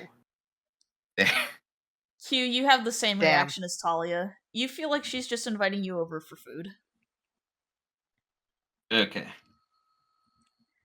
So, do you guys follow her to her home? Talia's going to give a quick look around to Electris and Xerxes. Xerxes gives a shrug. Electris is going to give one as well, because she's offering to feed them, and who's he to turn that down? Talia's going to give a nod, wait for the others to start kind of walking, then quietly, to make sure that the woman doesn't hear them, just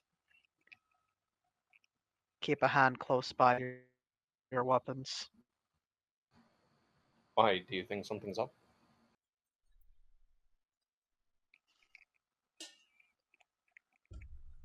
let's just say that things are never this easy.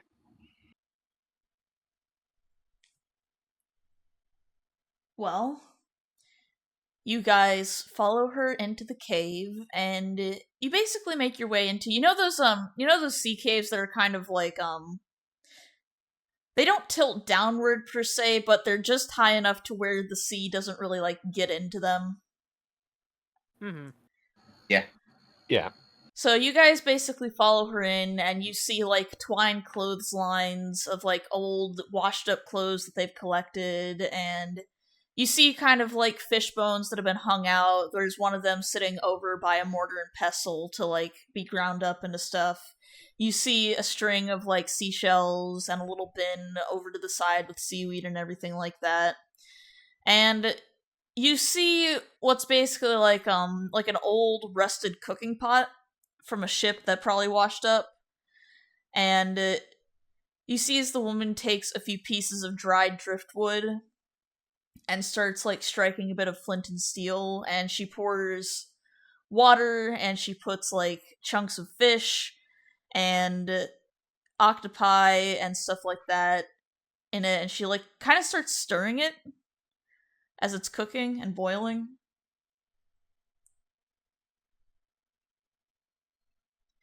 And then you see as she takes out what looks like sea snails, and she starts scooping out the meat of them while putting it into the stew.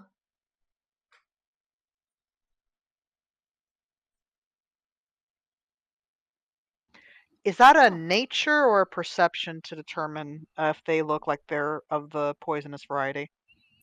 That would be either nature or survival. Alrighty, give me a moment. I will go with survival.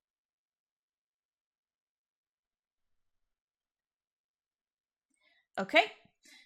You can determine that they are not poisonous. Not the most delicious thing, but not poisonous. Alright, so at the very least, unless they're tampered with, they shouldn't be dangerous for us. It's just the more I heard sea snails, I'm just like, is this a poison attempt? Nah, they're like the types of sea snails that produce pearls. Gotcha. Eletris is probably asking questions about what the different fish are called, what the sea snails are called, like where to find them and everything. Just kind of general um, wanting to make a note of the ingredients to potentially cook for the group later. She goes into surprising alchemical detail telling you about what's going into this soup.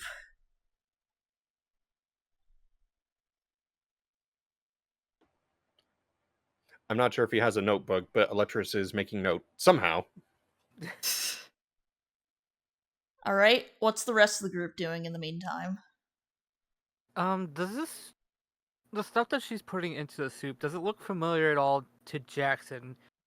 Like, components-wise, considering where he was from, he basically grew up on a lot of, fish-type stews and stuff like that. You probably recognize the fish as a form of, I actually need to see what kind of fish is fished up on the African coast. Ooh, African coast. What kind of fish is fished in Africa?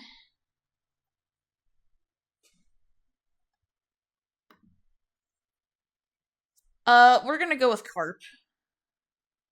Ooh.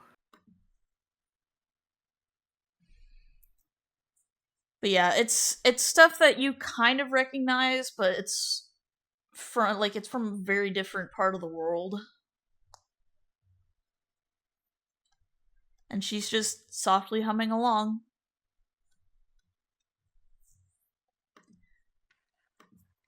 Talia is keeping an eye and ear open on the surroundings. Basically positioned herself so she has the best view of the cave and the entrance as possible. The young woman continues to stir and says, "It's been so long since I've gotten to have guests over. Not many people travel this way anymore." Well, particular reasons as to why not. Well, that stupid spider's bugs that he sent. She's basically just like, she's got that kind of like sneer on her face, just like, ugh, you know what I mean? The stupid spiders, creatures, have made people wary of traveling.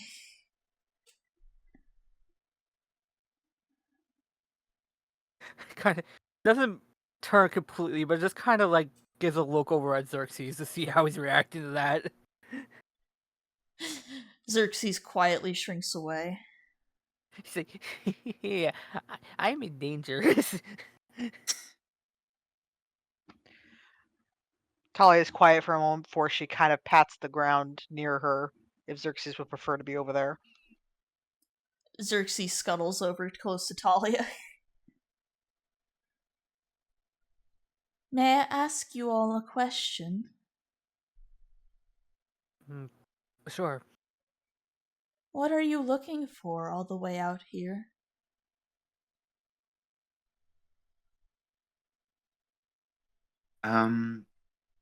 Well, we've been employed to take care of business in a structure nearby. Oh, you mean the polluters.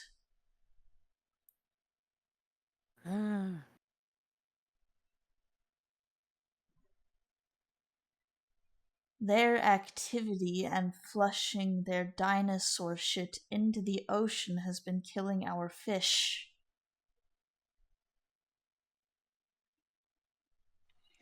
They don't just bury it so it can they can bolster the soil. People are not so good about being kind to the ocean. They just feel that it is whatever they can do with it. After all, if it's away from land and they just throw it into the sea, they don't have to worry about digging up holes to bury it.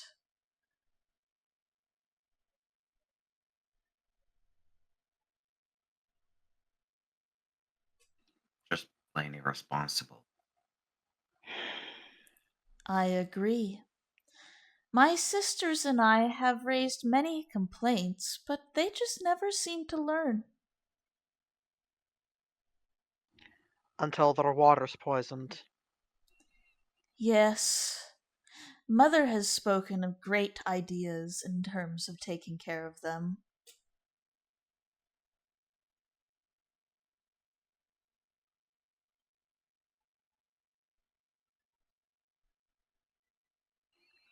And yet you haven't.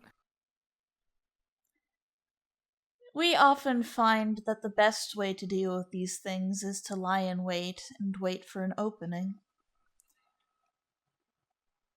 Currently, the leadership at the Polluter's Fortress is far too headstrong. But once she's gone, we'll be able to dismantle their operation. Can you tell us anything about this man? Whoever's leading? Oh, it is not a man. She is a woman.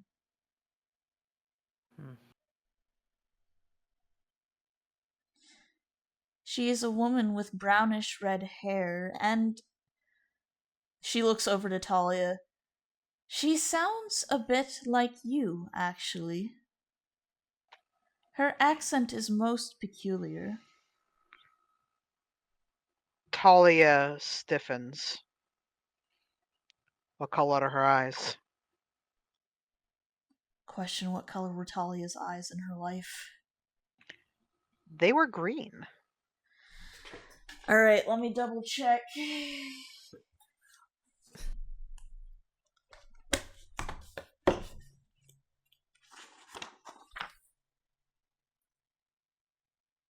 Okay. The art lies, but I'm going with green because I say so. Oh no.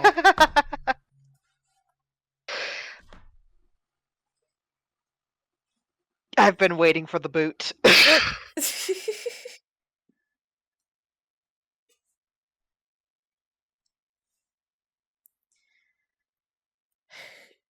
As you guys are kind of sitting there, the scraggly woman pulls out a few different seashells that are kind of bowl-shaped, and she scoops up the soup with them and hands them to you.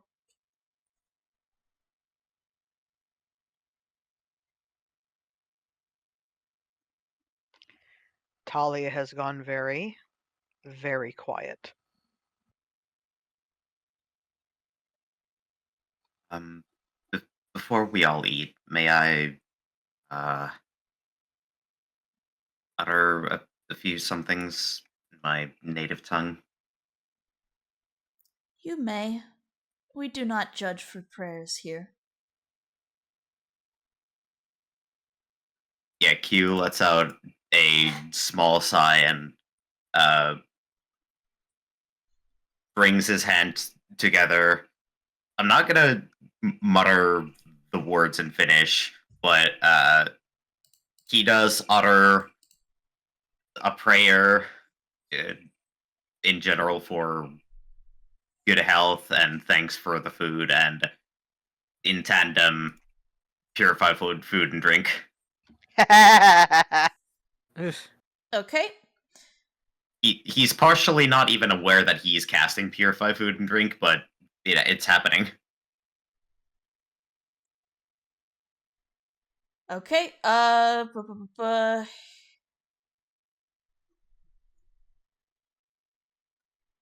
trying to figure out if she'd understand what you're doing.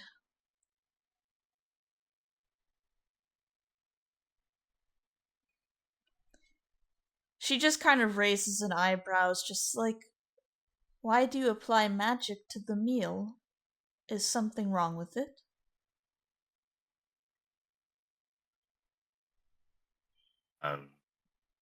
Magic? Yes. You just applied sparkling magic to your meal. Is the taste unacceptable? Oh, I didn't intend to apply anything. I was just praying for good health and thanking the the meal in general. Roll me a persuasion check.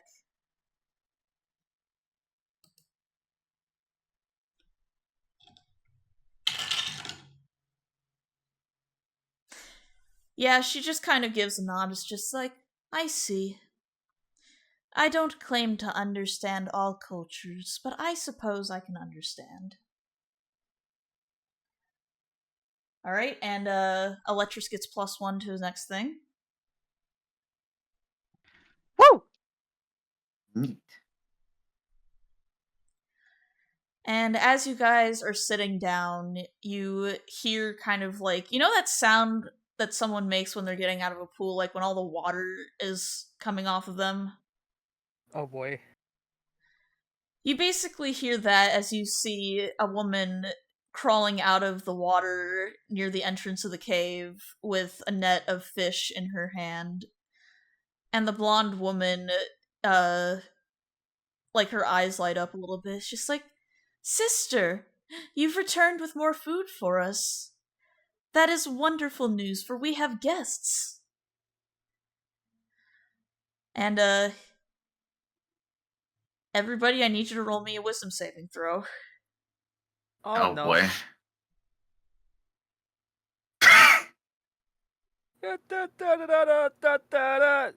Okay.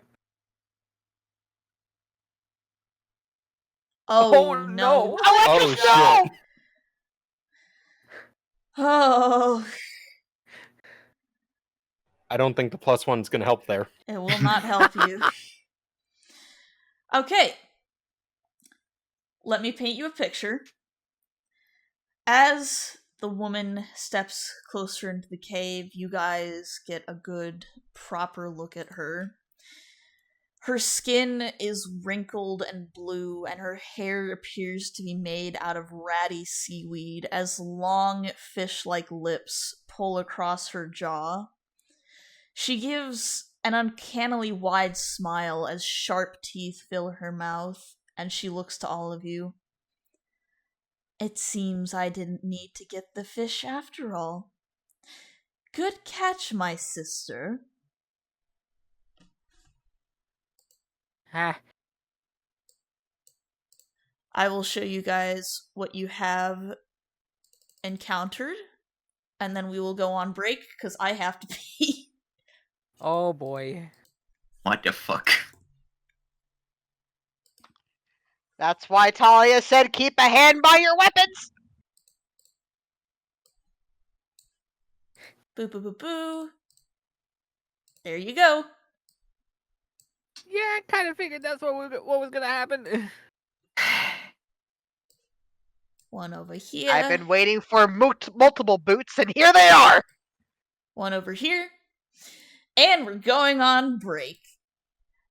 I'm going to warn you guys, this is going to be a clencher. Oh god. Which one do you want to hit? The one who immediately tried to jump at us and be like, "Hey, hey, let me fucking eat you," type of deal. So the one that just came in. Yes, the one that just came in. Okay, that's a DC 17, please hold. Please hold, your call is important to us. And I assume you're directing the radiant fireball out of range of you guys. Yes. Yes. Okay, cards. D&D cards. So you're dropping a radiant nuke on this woman. Yippee. Okay. That is a There's gonna be a clincher. Gets nuked. time to eliminate the sea hag. I swear, if you guys cheese this, I'm gonna be so disappointed, but also so proud. Okay. I'd rather use a card like this for like a side battle like this than like a actual boss. So. I would save at least one nuke for a boss. No. Why not? That's a That's a failure. Okay, that's 8d6. I have a feeling they're not surviving for long. Okay, you guys might actually survive this. And a dexterity save on the other one.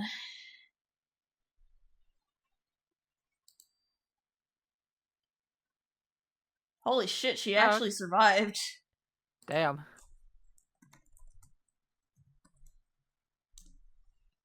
Okay, 21 divided that by half, that's 12.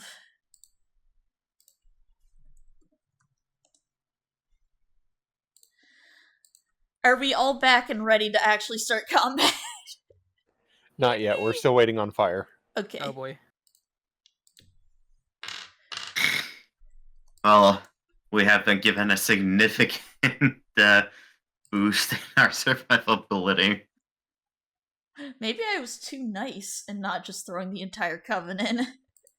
No, this is fine. This is fine.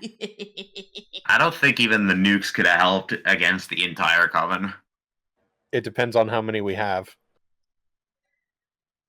Do I have to make a rule of like one nuke per encounter?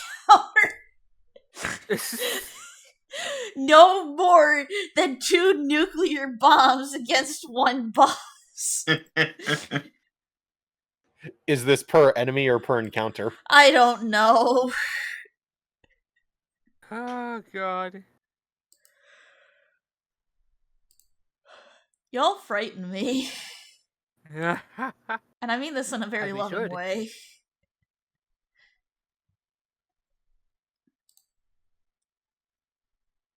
You guys think I would get in trouble by the American government if I put a trans flag in my room?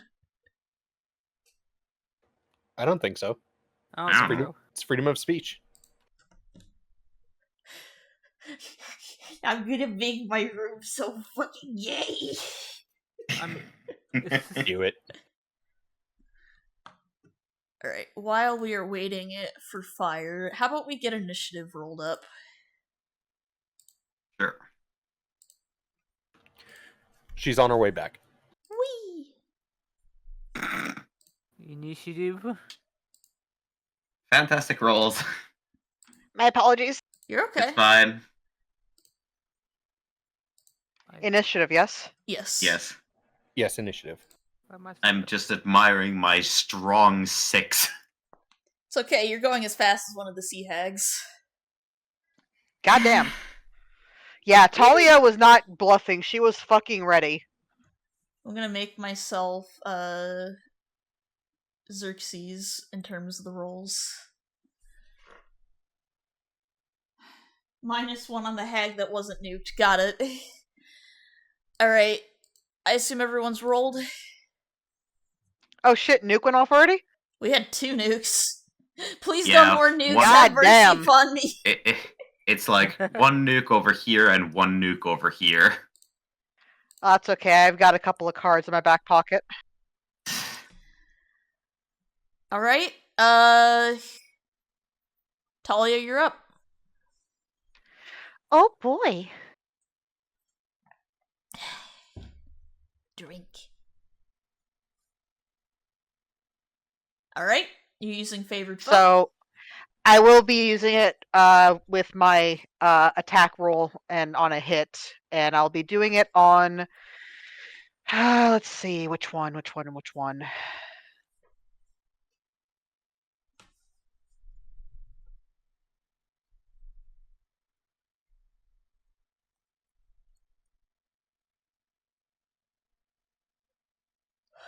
It's basically 50-50.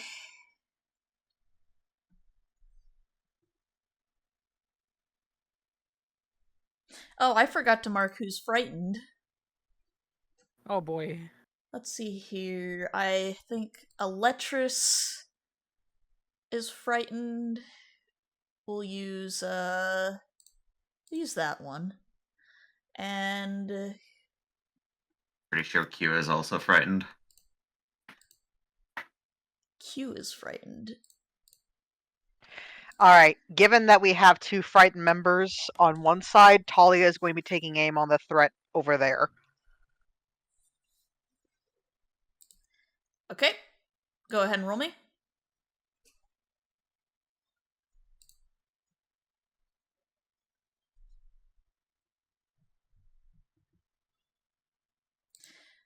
That is sadly a miss. Is there anything else you'd like to do? I'm trying to remember if I have multi-attack. I don't know if I do. Can I spend the rest of my turn taking aim for any kind of bonus? I don't think so because steady aim is a rogue feature. Dang. If you take a dip in rogue, then you'll obviously have steady aim, but Let me double check something real quick with my fighting style. go ahead. Oh, I do get a +2 bonus to attack rolls, but I guess that wasn't enough to hit. Not quite. Dang. Okay. So for now, she's basically at the ready, and she's at least drawn the attention to her from one of them, I hope. You have drawn the attention, yes. Okay, Eeny, meeny, miny, you. Q, I need you to, call it high or low. Low. Alright. This is in your favor, then. She is not going to death glare you.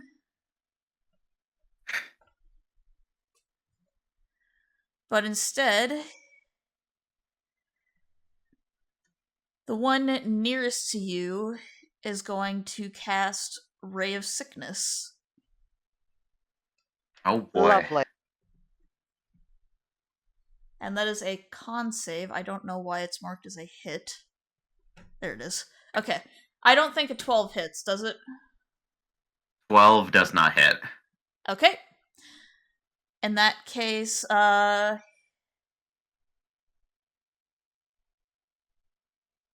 is her turn. Jackson, two My of your turn. friends are scared shitless, and you are surrounded by two scaly women's. Okay then. Not how. All I thought because of some scritches. Listen, Thalia, I get it. I fucked up, alright? That was out of character, but yeah, there was definitely a look leveled at Jackson before she got the rifle out. Cure 1 minor poison disease or status effect. Are you putting that on Q, Black Belt? That's what it looks like. Oh boy. Alright, I'm gonna move here. I'm gonna do a stabby stab. Alright, Q, you are no longer frightened. What the hell was that?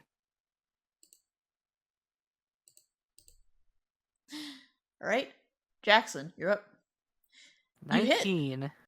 Ooh, nice. 9 piercing damage. Don't get sneak attack, but damage is damage. Damage is damage. Certainly is. Alright. Jackson, is that your turn?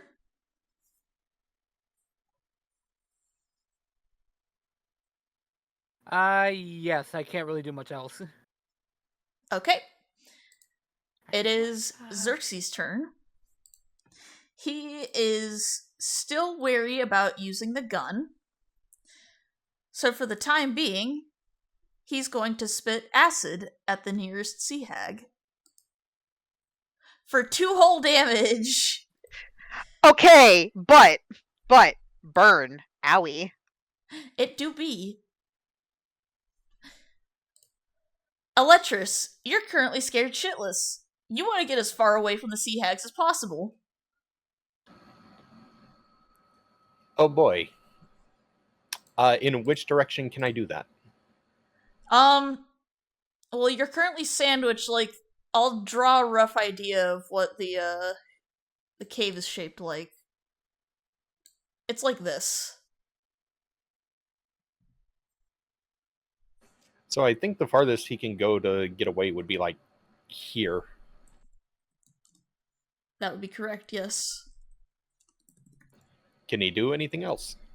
Let me double check. Disadvantage on ability checks and attack rolls while in line of sight of the source of its fear, and you cannot willingly move closer to the source of your fear. So, yeah, basically... Okay, you've received 1d8 to your next attack, check, or save. So go ahead and move yourself away. And let me double check what the frightened condition includes.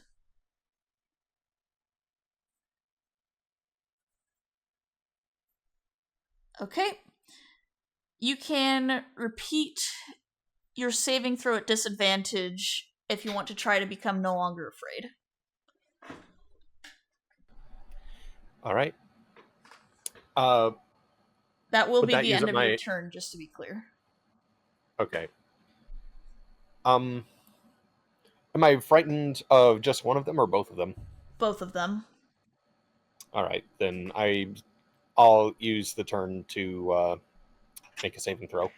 Don't forget you also have an inspiration die if you need to. If you want to, you can use the D8 inspiration die, yeah.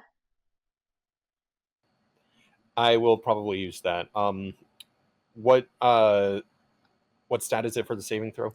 It is a wisdom saving throw at disadvantage.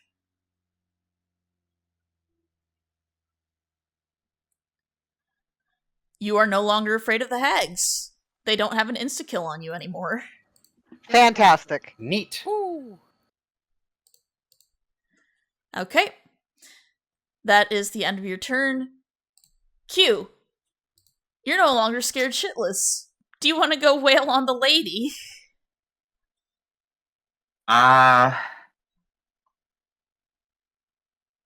Yeah, probably better to go back up Jackson than to just go deal with the singular threat. So, do.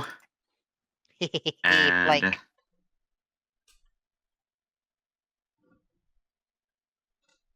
yeah, I'll just do a regular old short sword attack with advantage because flanking. Yes. Yeah. ooh. Ooh. Okay. She takes 8 piercing damage. Do you want to smite? No. Okay. Is that your turn?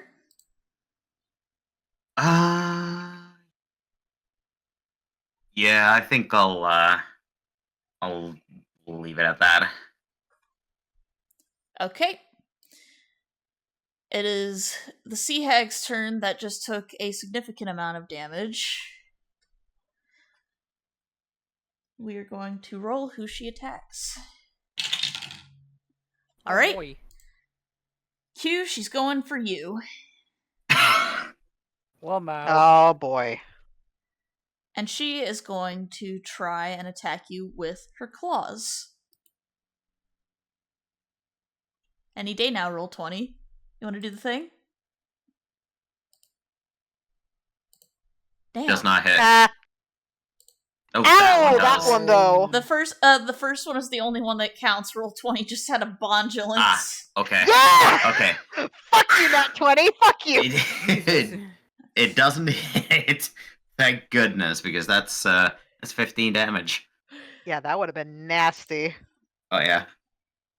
And she Yeah, does so- not have any bonus actions, so Whew. that is her turn. Talia. Alright, so I could try to take down that hag over there. Or I can turn my attention to the other one, because y'all pretty much have that one in hand for the moment.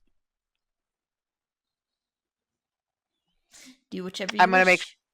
I'm going to go ahead and occupy the attention of the other one. And I'm going to attack with the intent of using the mark since it didn't work with the other one.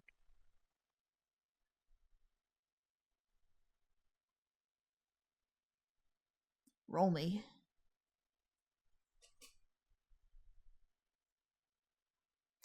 Favored foe, and that hits. BEA beautiful. Alright, roll me that extra damage. So, yeah. So 1d4.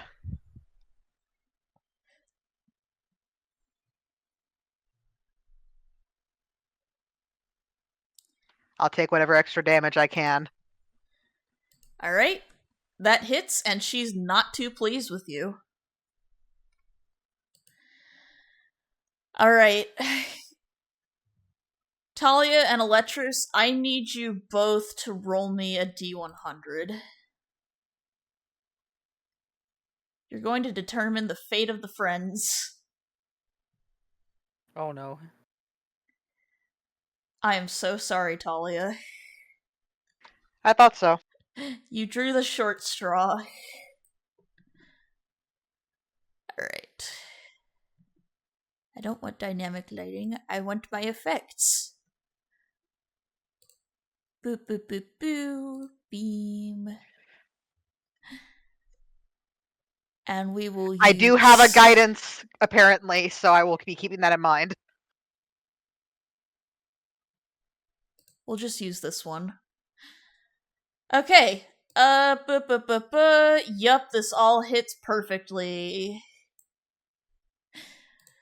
So, she is going to cast Lightning Bolt on you guys. Oh no. Ow! Please make me a dexterity saving throw. Son of a whore. Okay. Guidance works with this, right? The D4? Post me guidance again, Moose. It wasn't guidance, it was a card. Yeah, Oh, it was yes. a card In this in the case, chat. if it's a card, then yes, you add 1d4. Okay, thank you.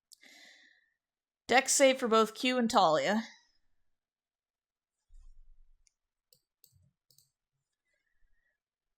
Okay, Q is down. Talia, you take 10. Oh no. That is the Sea Hag's turn. Okay, so when you say Q is down, is it... yeah, it's saving throws time. So about that... Give me 1 second.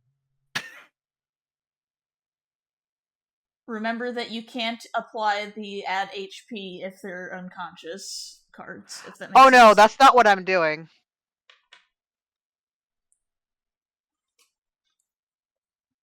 Either way, there is a very loud scream of pain from Q as he falls to the ground. Okay, Q, you are currently stable. Okay. So, we'll mark that as you are stable. You will not die unless the Sea Hag decides to attack you. I will mark that as the prone. Okay, Jackson, you no longer have your flanking buddy, and you have a very angry Sea Hag in front of you. Not fun. If I was right here, would he still count as an ally next to me so I could get sneak attack off? I don't think an unconscious body counts. No. No, it does not. It needs to be conscious. I'm gonna... Okay, someone has just redeemed a haste card. Electris and Talia, roll me a D100. Oh boy. Also, you get a +1 boost on your next attack, Jackson. Okay, Talia, you get haste for the next 3 turns. Okay, remind me with haste. Is it more than one attack, or is it just... You get an extra action, Okay. Yeah. and your speed doubles, and you get +2 to your AC, and advantage on dex saves. Yes. Alright, Jackson, Alright, roll so- me. Stabby stab, so it's gonna be with +1. Jackson gets a 9? +1, yeah. Yeah, 9. That does not hit. I'm sorry. Yep. I kind of figured either way, bonus action, disengage. I want to get the fuck out of there.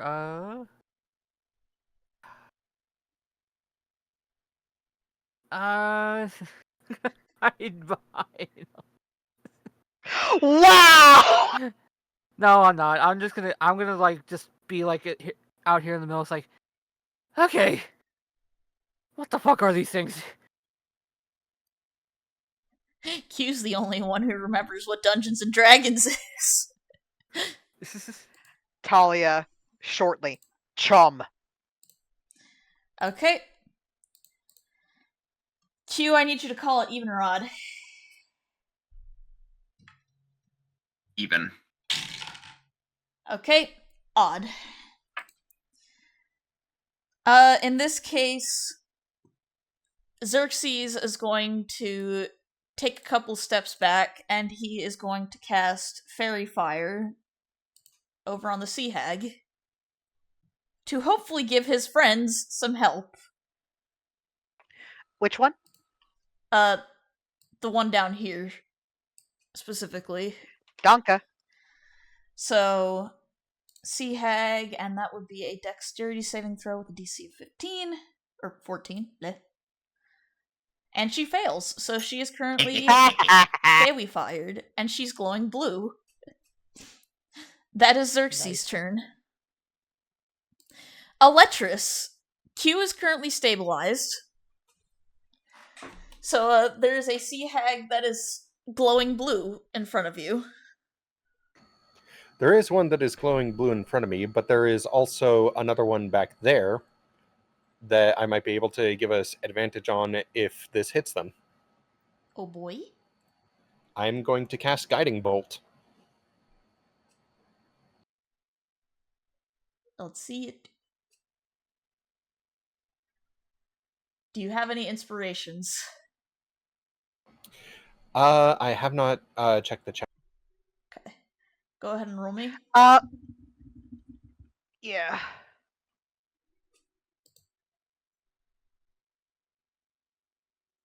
I don't know why it... Oh, I still had disadvantage selected. Whoops. Electris, how do you want to Oh. do this? Yeah! So, Electris is basically going to hold up his holy symbol and just thinking to himself, just, please, if you can hear me, if you can help me in any way, just do something now. And for a moment, in that space, just an orb of pure concentrated light just appears from the holy symbol before it flies in an arc toward the sea hag, striking her in the chest. And she is dead. Congratulations. Is that your turn? I believe that is my turn, yes. Alright, Q, you are currently stable. This sea hag is dead. Talia, you have an advantage against a very spicy sea hag. And I have an extra action. Yes. She is unloading the rifle twice. Gun. Gun. Come on, Doom music, don't fail me now. Ooh. Jesus. Well, Talia, Yeah, how do you want to do basically. this? Yeah. Woo! Talia needed to reload after this, so basically in the time that the other sea hag dropped, she brought out her ammunition. Did you know that midair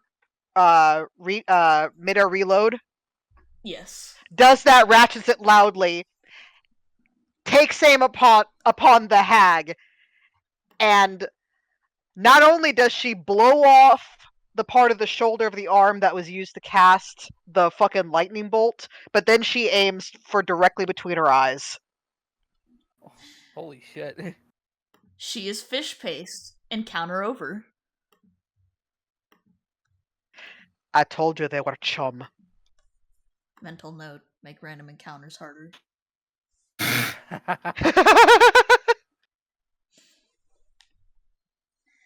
I'm so happy the Doom music was applicable. Okay. So, you guys win. And, do you guys want to loot them? Yeah, considering course. they tried to kill us. While the others are doing that, Talia is going to turn towards the blonde woman after moving by Q's side in a kind of protective stance. It's just, so were you a part of this plan? Oh, the blonde woman was the other hag. Yeah. Oh, never mind. So she's dead. Okay. Yeah. Never mind. But yeah, no, so she's gonna kind of stand protectively over Q and keep a watch out for any others that might be coming. Just, I don't think we should hang around here much longer. I'll let Jackson, Xerxes, and potentially Talia do the looting. Electris is going to see about healing Q. Alright. Yeah. Roll me.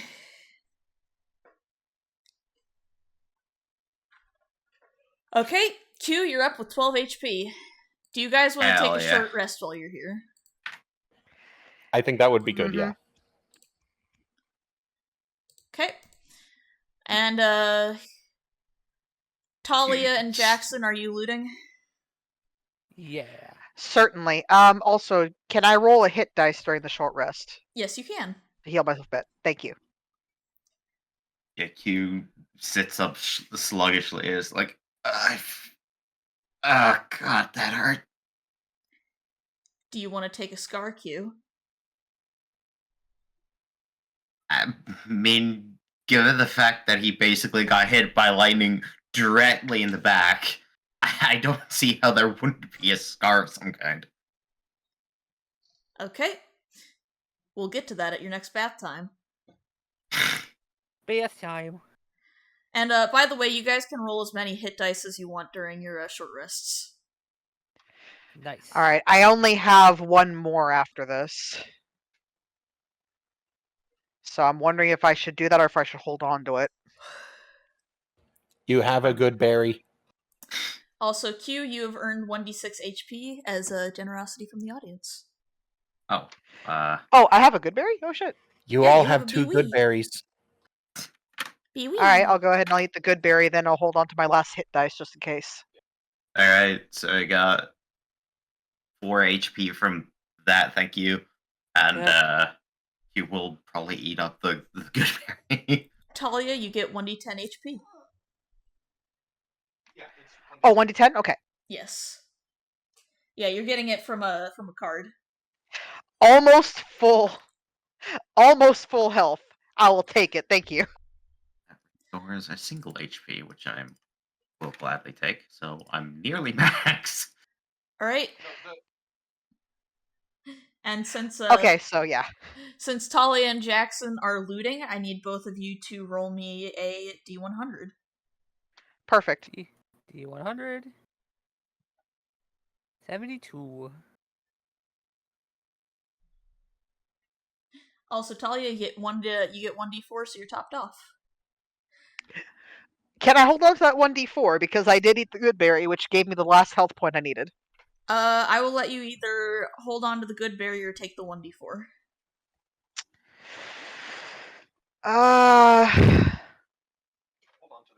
I'll hold on to the good berry then, and I'll just use the 1d4 for the 1. Thank you. Okay.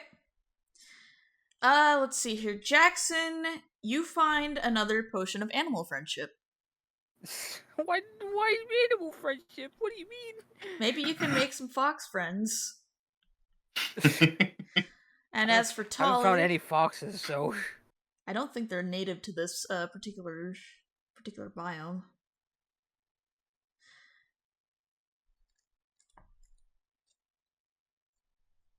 Okay.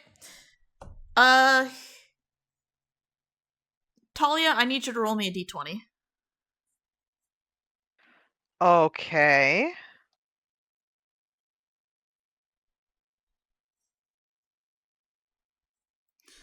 Damn. Good lord. Okay. I'm going to include the stew with this. You guys just stumbled across 50 days worth of preserved rations. Good Holy God. shit! I don't know if you're going to be able to carry all of that. That's like 10 rations per person. Talia's just like, well, I think that we may have solved any kind of hunger problems for a bit, and we may be able to even share with the guides that we've got. Alright. And also, Q, you get a 1d4 top off for your HP. So each of you get to add 10 rations to your rations kit. Hell yeah, give me 1 second. It's all fish. Fish jerky, fish soup, I mean, I'm not gonna fish complain. leather. just so I know, we've been using our own rations during this time, right? I believe you guys have been eating your good berries. Okay, Yes. Yeah, so- we haven't lost a single ration yet. cool. So, 15 rations then.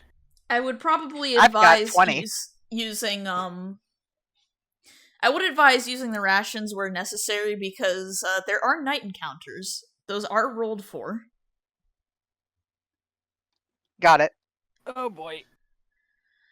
Yeah. But yeah. Let's clear the board. So, but I think before, taking the exit out of the cave,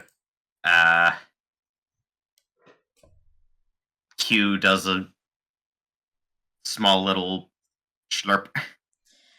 Q, I need you to roll me a Constitution saving throw at disadvantage. Disadvantage. Shit. Fantastic.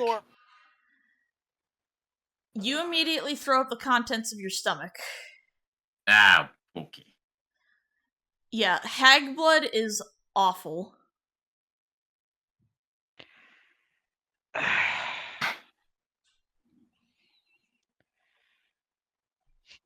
Q, you're gonna feel something kind of wrest you from where you were, like over the hag and over off to the side, so that you don't have to have your face close to what just made you throw up. And then just, can you manage with some of the rations we got, or we're gonna have to find something for you to bleed? How many days has it been since you've drunk blood, Q? It's been.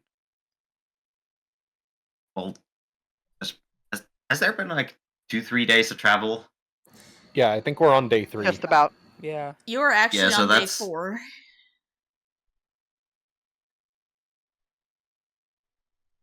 Yeah, so 3 nights of unaccounted for blood drinking. We'll say that you used up the last bit that Xerxes had stored for you. Okay.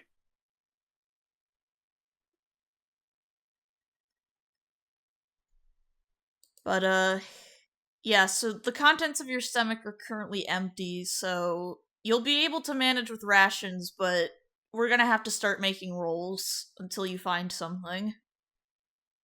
Yeah. Can Talia do a survival check to see if there's any quarry nearby that will be easier, like out of the cave, that will be easier to manage for that purpose, as well as, fresher fare? There's not much around here, unfortunately. Okay. She'll be keeping her eye out for that, though, because the last thing she needs is for people to start dropping, like he just did. Alright. You guys get 1 more hex for this day. We're just taking the one up north. Either the one up north or the One right here. yeah, I'd that say one northeast. specifically for the purposes of hunting a bloodier game. Okay. Alright, I'm down for that. Go ahead and move. Nothing? Alright. So, evening starts to fall as you guys retreat into the forest. And, Talia, you get +1 to your next check, attack, or save. And, Black Belt, to answer your question, the reason why, it's not because of the fish blood, but it's because they're hags, so their blood is foul.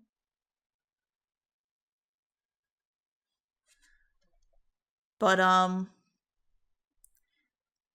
yeah, Q, I need you to make me a survival check for your nightly hunt. E.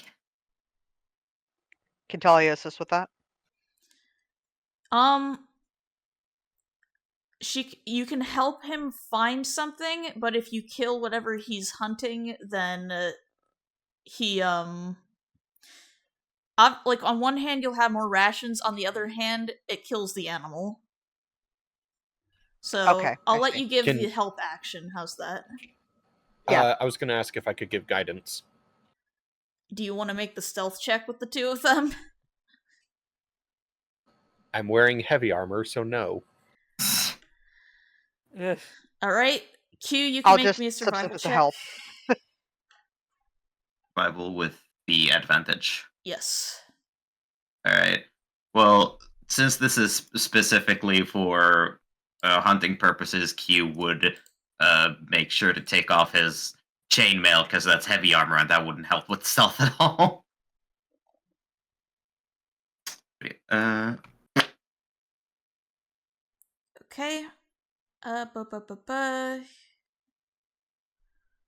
And I gotta roll a d6. Okay. Q, I need you to roll it evens or odds. Or call it evens and odds. Let's go for evens again. Okay. Odds. Let me double check the table of what you can find out here. Beep, beep, beep, beep.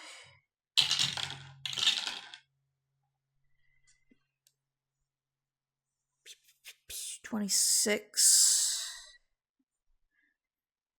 You find a stegosaurus currently sleeping.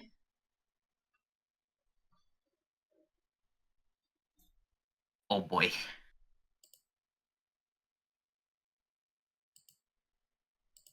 Those are pretty big, as far as I remember.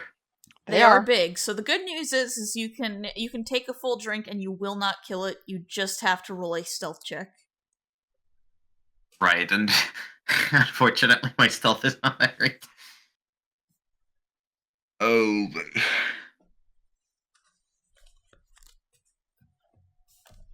Right. Let me double check where the Look, Talia helped you track it. It's kind of up to you at this point. I know.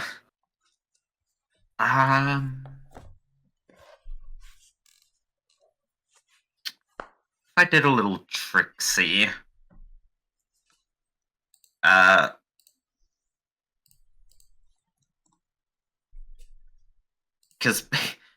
oh, a +1 to the stealth. Thank you.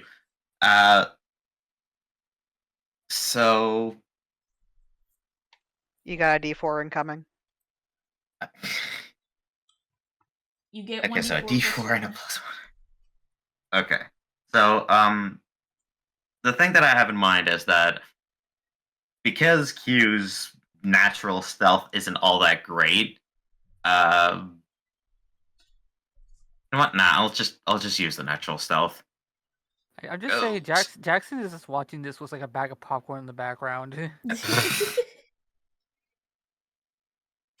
Okay, regular stealth. And D4 +1. Hang on.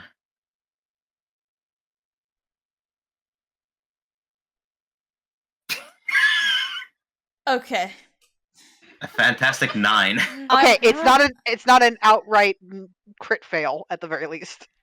I'm gonna describe what's going on here. So, Q, you walk up to the Stegosaurus and you're kind of like, you're prodding at the flaps of skin on its neck. And you bite down on it and you're drinking from it as best as you can, but you know when you get a shake and it's a little too frozen? Yeah. So you're basically like struggling to suck from this Stegosaurus's neck.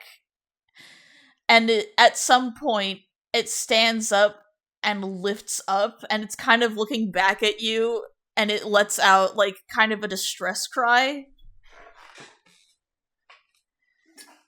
I need you to roll me an athletics check to see if you can hold on. Abort mission.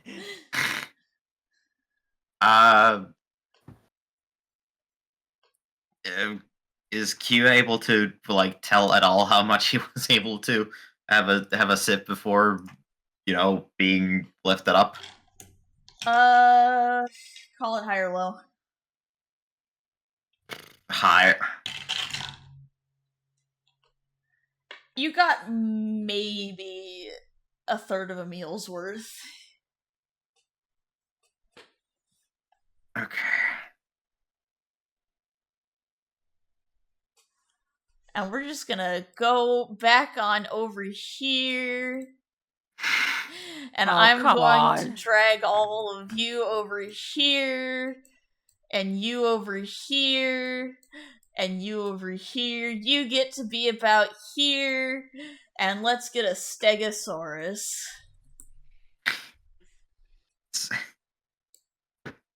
Okay, so I'll just do the athletics. Hey! Okay, you're currently riding on the back of a Stegosaurus. It's bucking and kicking and trying to get you off. What do you want to do? I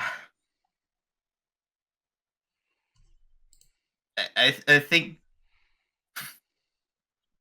he's going to try to get at least half a meal's worth of blood before he even thinks about getting off, because hungry. Oh, yee. So you're just hanging on like a tick at this point. Yeah. Okay. It's like, this is not how we're supposed to do this. Q, I need you to make me another athletics check, and then I need you to make me a constitution save at disadvantage. Oh my god. God. Hey, do you want the cheese ball? However you feel. This is the duality of man right here. I'm asking, do you want the cheese ball? Because it's there if you want it. I would appreciate it. Take the cheese ball. Yeah. Christ. Okay, con save at disadvantage, please. Right. Oh, Fantastic. God. This is a disaster in motion. Yeah. Okay, We're in danger. Q, I'm going to give you an option. Either I can roll a D100, or you can roll a D100. I'll roll it. Both of those options don't sound great, mind you. Oh boy. Okay. Talia. Mm-hmm. Call it high or low. Oh no. I'm gonna call it low because my expectations are not high. You're very lucky I rolled the lowest I could get. Okay. This is how this goes. Q, you are clinging to the back of this stegosaurus. You've got your arms wrapped around it, and you're being bucked around like a riding bull in the middle of a rodeo. You are holding on for dear life to this creature that is so much bigger than you, and it nearly topples on top of you as it's trying to roll you off. To your luck, it manages to disengage you, but in the process, and I need you to call it even or odd here.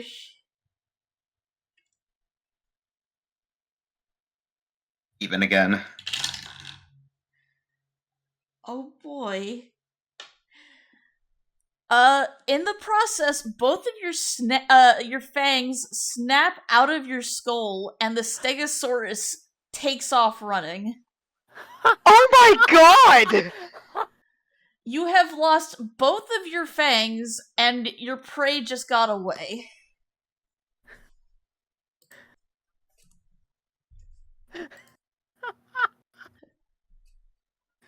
Roll a quick.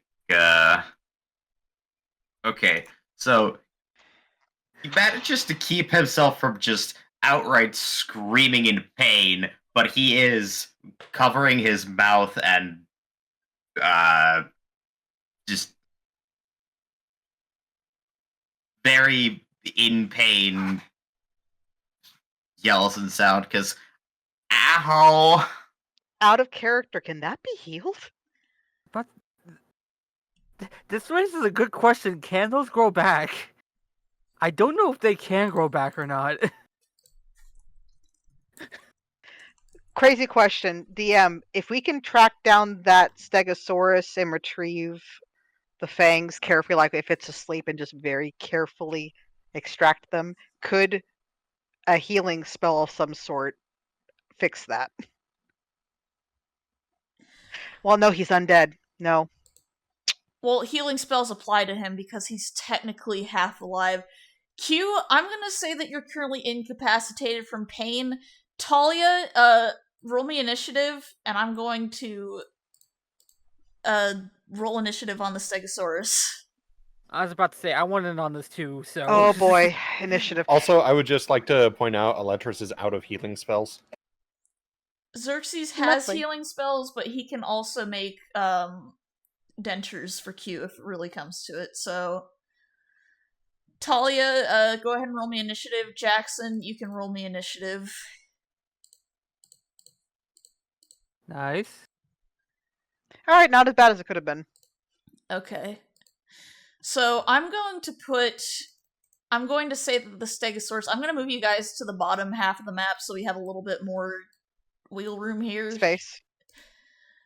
I'm going to say that the Stegosaurus has moved about this far.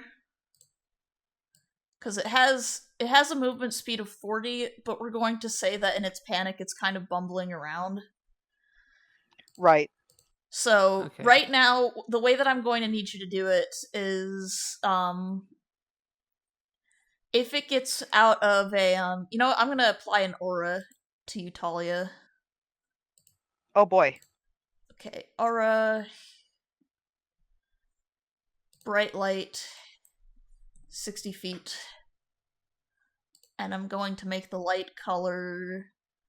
Will red stand out? I might have to turn on dynamic lighting. Please hold, your call is important to us. Dynamic lighting. Daylight mode. Save. Okay. So, you guys can still see the Stegosaurus token, right? Yes. Okay. Yes, it's just outside the range for me. So. When it is outside of that range, you need to make a survival check to track it. You have 2 minutes to get the teeth back in Q's head and a healing spell going. Oh boy. Okay, here we go. So I still know the general direction, right? Yes, I think you also have dark vision, right? I don't think Arcanoloths do. Okay, in this I case, know that Talia does. you are going to be let me relying double-check on that. Talia's tracking. Okay, so question.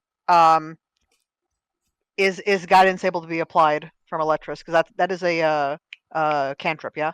Yeah. Okay. I will permit Eletris to cast guidance once.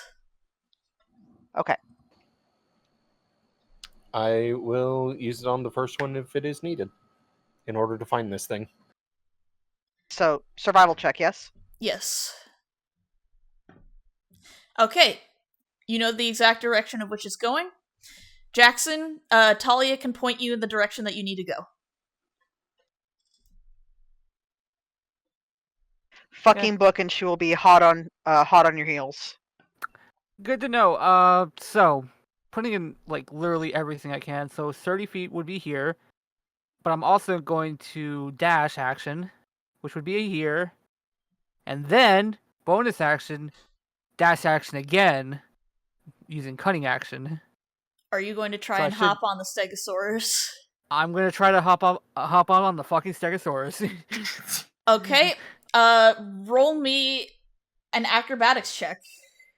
Did I make you an acrobatic? No, I didn't, but still should be fine. You are It's still a Dexy dex boy. skill. Yeah, Yeah. but it's like I try to make him different than most of my other Dexy boys. So 22. Okay. Hey! Okay, you So are it's like- currently on the back of the Stegosaurus. Okay. So you're not losing it, at least. Okay. I'm afraid that is all of your actions for this turn, Jackson. That's fine. This is all I wanted to do. Okay. There we go. We're operating by the core. I think, is it there? Ah. Jackson, I need you to make me either an athletics or an acrobatics check to stay on the back of the Stegosaurus. Oh boy. Definitely not athletics. 14. Okay, and I'm going to have it roll a strength check to try to get you off. You are still on the back of the Stegosaurus. Whew. Talia, you know the general direction of which the Stegosaurus went. You can move up to your movement speed and dash action if you want, but it will cost an gonna have action to to. track. Yeah, she's gonna have to move and dash and then track. So I really I could do. Oh god. I'm going to use my D10 to track how many rounds it's been. Okay. You can see the Stegosaurus from here. What would you like to do?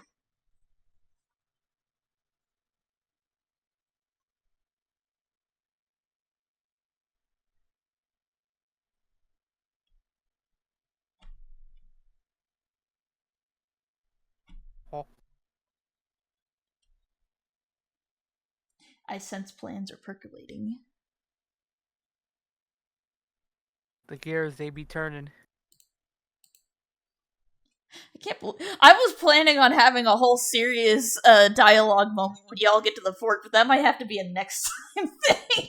I feel I'm like so sorry. I feel like with all the bullshit that's happened this session, I feel like that's best to be like the start of next session. Actual dialogue next time.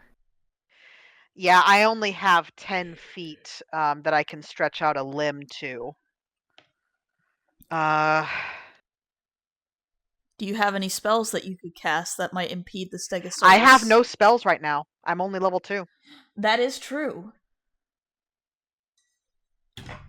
Son of a bitch.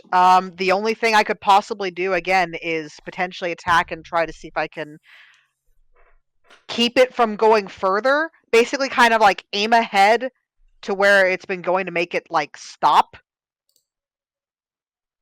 But that could affect Jackson. That's where I'm a little nervous. What do y'all think? Because she can't anymore unless I forsake an action to, I guess, move again, but I don't know how that works because I don't have what Jackson does. Didn't you already use a dash action to get here? I did. Yeah, so In that case, you can't- can't attack. That's right, I can't attack. All she's doing is trying to keep them in sight, I guess. I wish I could, because as a bonus action, I can do the pseudopod. It's just, I can only stretch it out 10 feet, and I can only hold it for so long, I think. So I'm trying to wait until I get close enough to do so, you know? Someone has polymorphed Talia. Oh, God, okay. again? Yes. Oh god. Alright. The bestiary. Something speedy. Something speedy at a challenge rating of 2. Snake again. No! No, Snake would not be helpful here. What about something that can fly? There is nothing that can fly at your current challenge rating. Unless you want to turn into a Quetzalcoatlus. I mean, what's the downside of that? You're fucking huge. So you're as big as the Stegosaurus.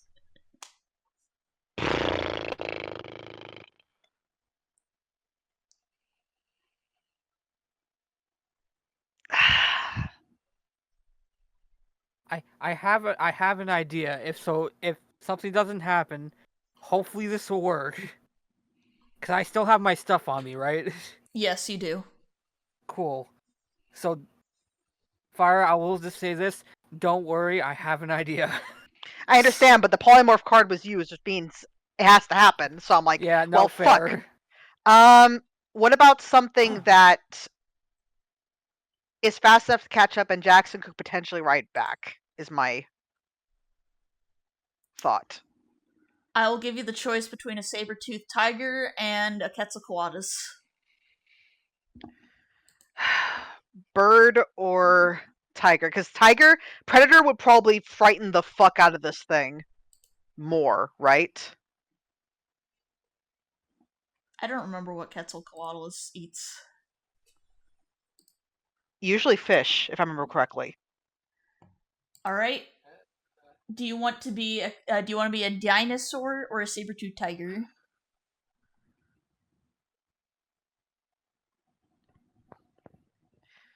Fuck it, I guess we go in dino.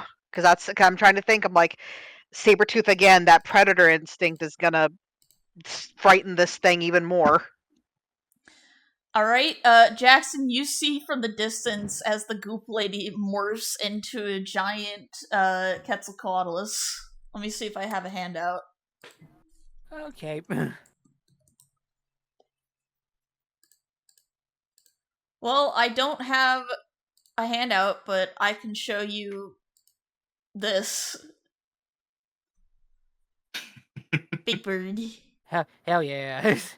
Borb. Looks a bit silly. They are a little bit silly. I like him. Alright, I think that's your turn, Talia. And Jackson, it is your turn. So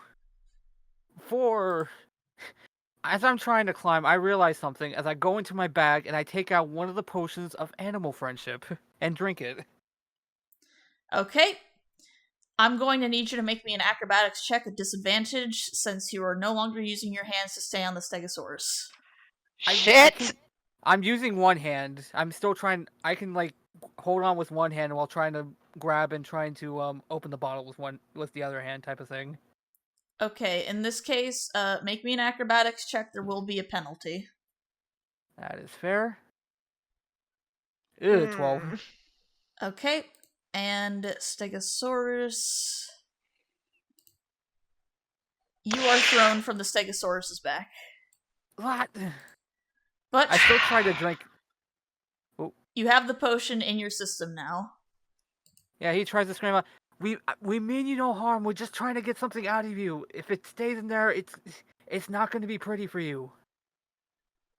I will mention this is not a potion of animal speaking, so the Stegosaurus is just like, meh? Well, yeah, no, it's not animal speaking, but the spell, at least it can tell that you mean it no harm. Yeah, it means no harm, and I'm being genuine with that entire thing. So at least be enough like, hey, let us take this out of you, so that way we can just talk to it let like you a spooked horse.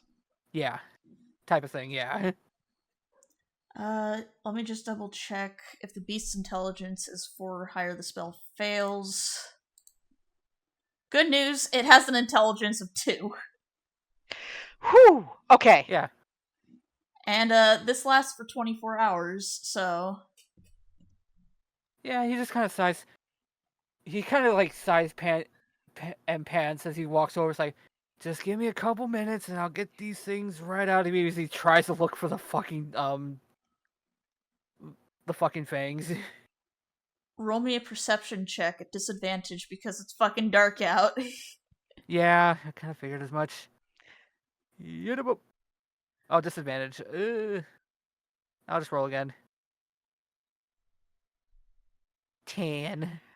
Alright, Talia can help you as soon as she gets there. You do not find the fangs, Jackson. Son of a... The Stegosaurus is just looking at you like, meh? Talia, you're Big Bird now. Talia is going to carefully kind of flap and land nearby and use her vision to look for it. Alright, roll me a perception check normally.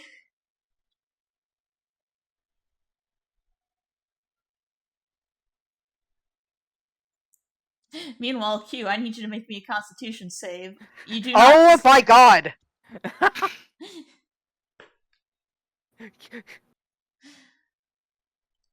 Okay, Owie. Q, you black out. Oh, Fantastic. Jackson, once again, with disadvantage. What's disadvantage? Do.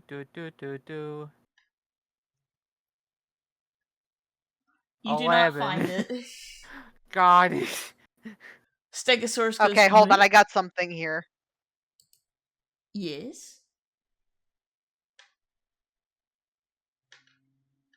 God, it's like finding a needle in a haystack. For Jackson's next one. Oh. All right, Talia, you're up. God, please. Please. Okay, call it high or low. I'm going to hazard high. You find both fangs lodged in the Stegosaurus's neck. You can point Jackson to them. Absolutely doing that. Yeah. See. Yeah. Sees Sally pointed out, rushes over there and just very quickly just tries to take him out. All right. Do you hop on Talia's back to fly back to camp? Yeah, pops on back, just kind of waves the Stegosaurus. Thank you for cooperating. Mish. Talia is going to turn and get a running start, and then Oh no, I made you tight! Oh god. And we will drag you guys back over here, and this is going to be our pretend campfire. Let's gather around the campfire and sing our campfire Sing song. our campfire song. Xerxes is currently sitting next to Q, trying to heal him. I got the fangs. We got the fangs. Oh boy. Alright. Jackson, do you want to be the one to try to place them, or do you want to give them to Xerxes?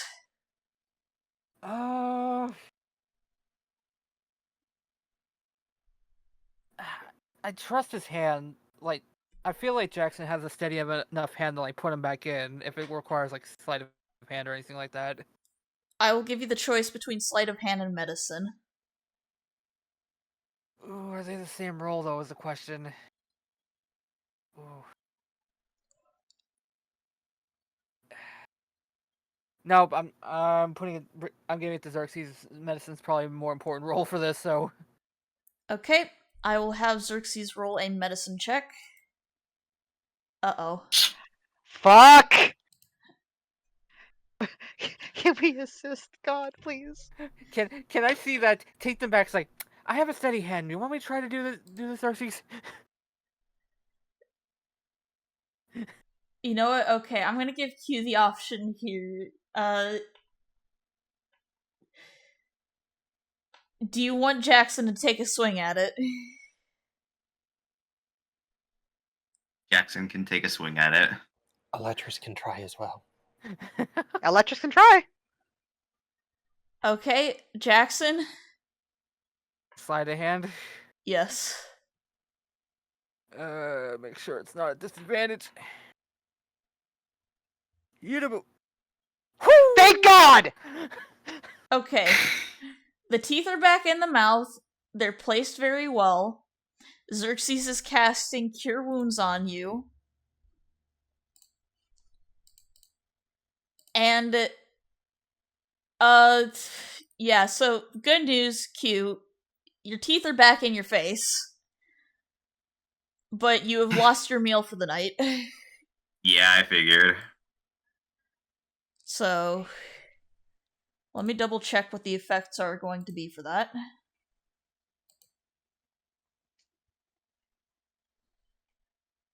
Okay. You have 1 sanguine hunger point. Yep. I have a question. Yes. Can Talia work with Jackson for the next night to come up with a trap that can be used to capture something live and that you can try to fucking drink from?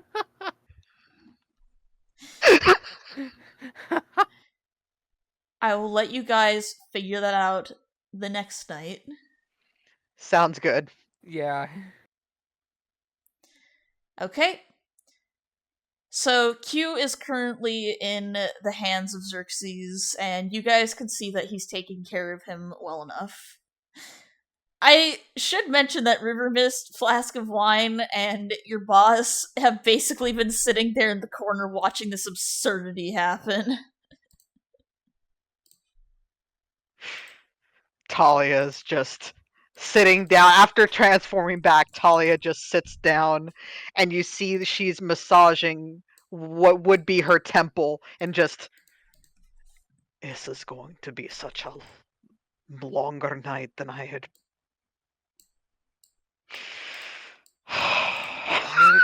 I mean, it could have been worse. Could be dead. I don't want to hear it. I don't want to hear those words right now. The moment you say that, it all goes to fuck. Do not. Do not. Just raise his hands like, all right, I get it. My bad. Trying to lighten the mood up, you know? Hey Q, go ahead and call it high or low. Hi.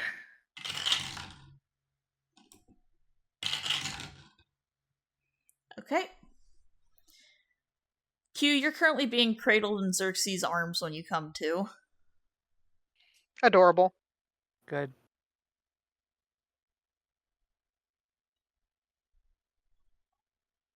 Just gonna lean into the hug, just very quietly.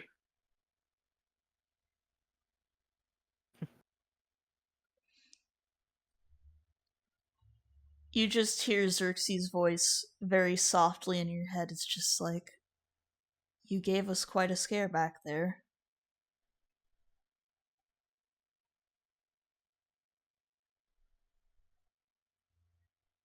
Really sorry. You don't have to apologize.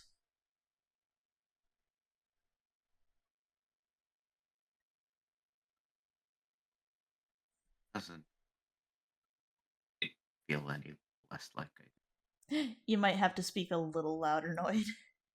We can barely hear you, yeah. doesn't feel any less like I'd need to.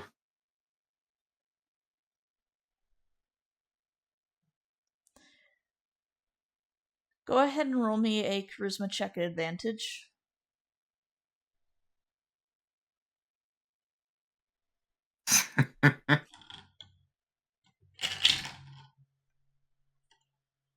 Okay.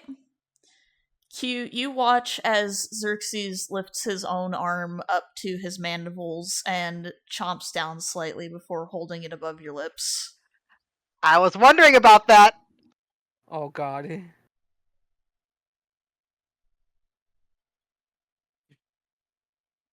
You didn't have to. I'm doing it because I want to.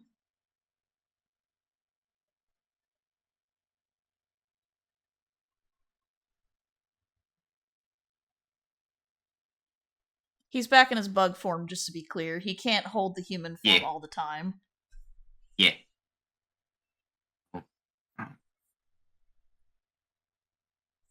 All right. And accepts the offered limb. It's even sweeter than the blood of the other grillets you drank from.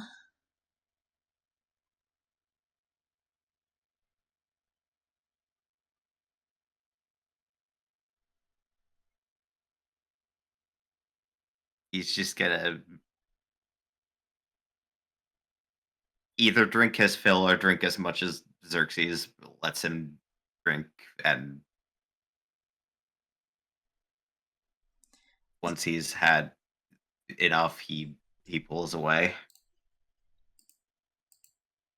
Pulling out of his arms or just not taking blood anymore.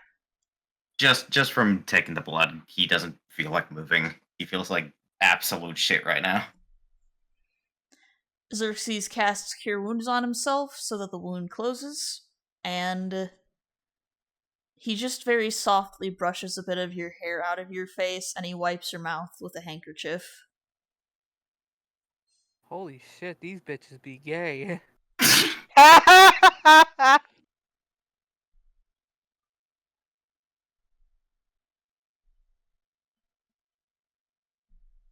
They don't deserve any of this.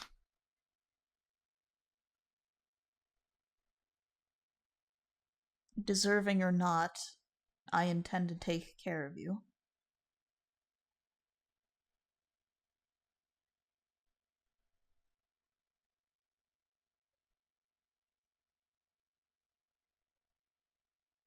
Too kind to fuck up like me. What was that? You're too kind to fuck up like me.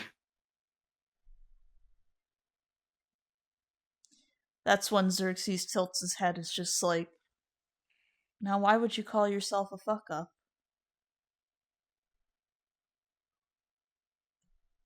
I can't do anything on my own.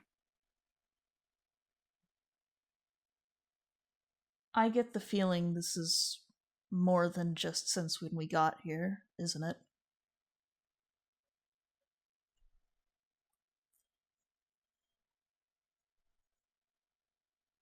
Yeah.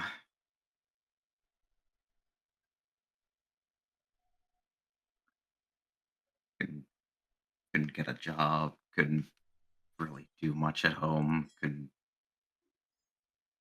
my interest in anything,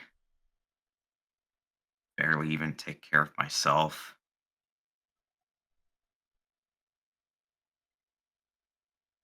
All I did was leech off of my friends and family and the government.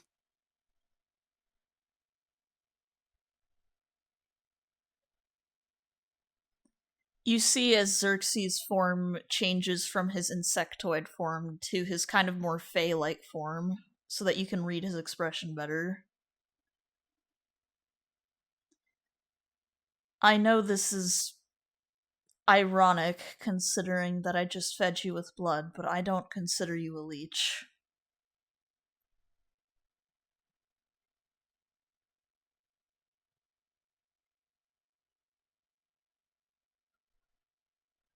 You don't have to.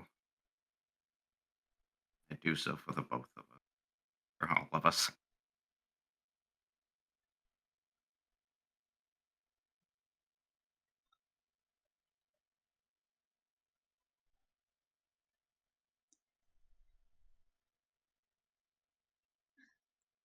Q, you feel as he's got his hand kind of on your cheek, and it's like a very relaxing, like, you know when someone will brush the back of their fingers against your cheek? Hmm. He's just kind of doing that, and he's got a very soft, reassuring smile. It's just like, do you want to know something about me that not a lot of people know?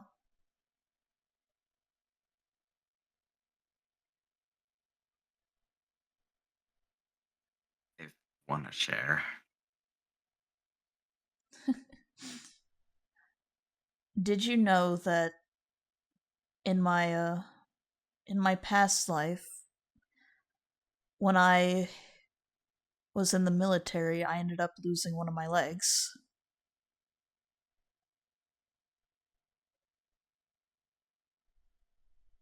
I could not have guessed. Now, granted, our prosthetics are a little different in our time than they probably were in yours, but for a while, because of the severity of the injury, I mean, losing your leg to an explosive is pretty traumatic and has a lot of effects on you. I had to be taken care of by a lot of people around me. I felt awful about it because, well, like you said, it feels like we're mooching off of people. Especially in a world that emphasizes being so independent all the time.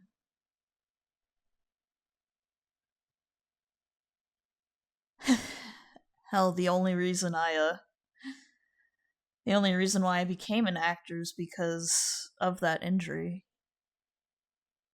Probably would still be serving in the military and might have faced a similar death, but I guess the point that I'm trying to make is that the circumstances don't determine our worth. And I think if you write yourself off now, you're just writing yourself off to potential greatness.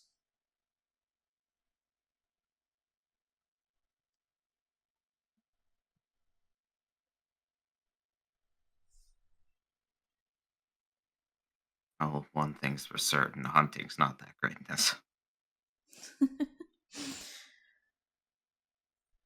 Perhaps Talia could find a better way of doing it, seeing as she seems to be a little bit more adept to the idea. Though, I can't do it every night, but I could at least help you some of the way.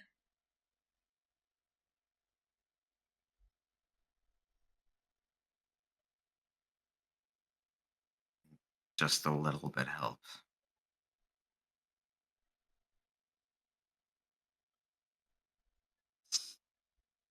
This is not any kind of hunger or thirst that I'm used to. It feels odd.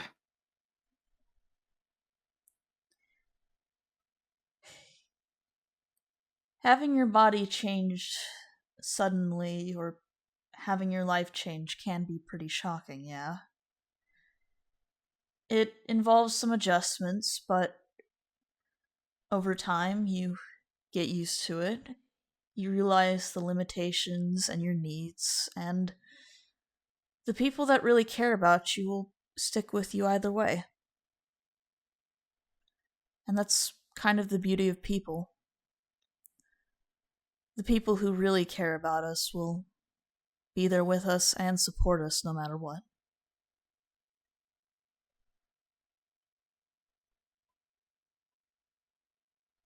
Yeah, that is true. Did have some really great friends back in my time.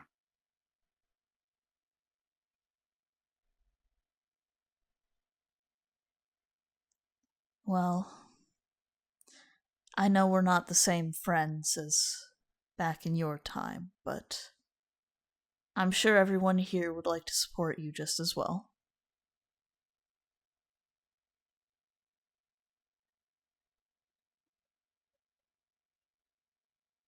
We'll see about that a little later down the line, but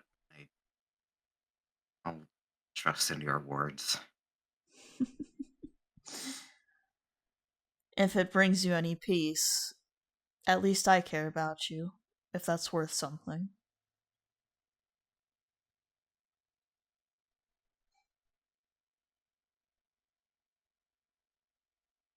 It's definitely appreciated. As he's trying not to blush. Do you want to try and hide it? He's still a bit too emotionally drained to try and hide it. Alright? In this case, you feel as Xerxes kind of, like, he doesn't really prop you up per se, but he kind of rests you against his chest in order to keep you a little bit more balanced and so that you don't lose too much, like, blood, you know what I mean? Yeah. And in a twist of irony, despite the fact that he's a bug, he still has a heartbeat.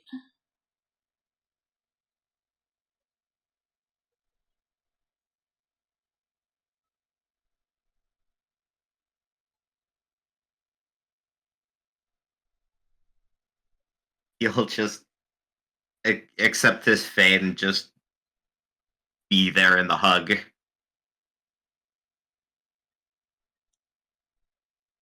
You are now in Cozy Bug Hug.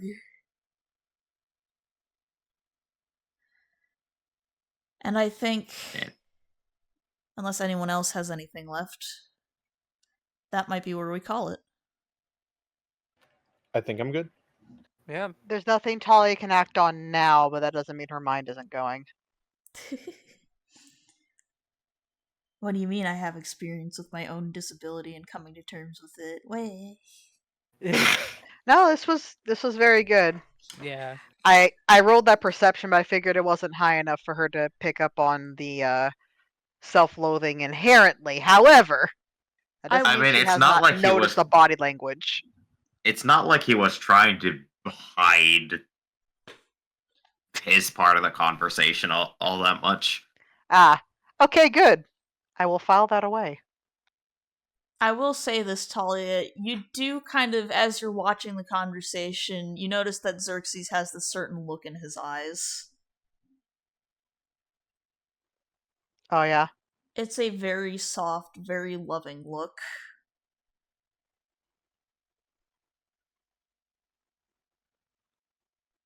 Something twists in her stomach and she has to look away.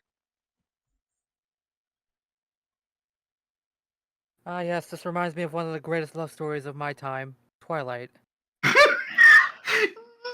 Out! Out! What? It got a resurgence back in 2050. All right. Out! Q, do you want to punch him? Yeah, fuck it, yes. Okay, Q, I need you to make... It's not gonna be in the face, but at the very least, either on the arm or the chest. Nut punch. I'll let you go for the balls if you're okay with that. Hey, I'm totally fine with this. I'm playing a Boston Jackass, so. Q, you get advantage on this, so roll me a d20 plus your strength mod. Oh, Christ. I'll just do an advantage strength. Jackson, what's your AC?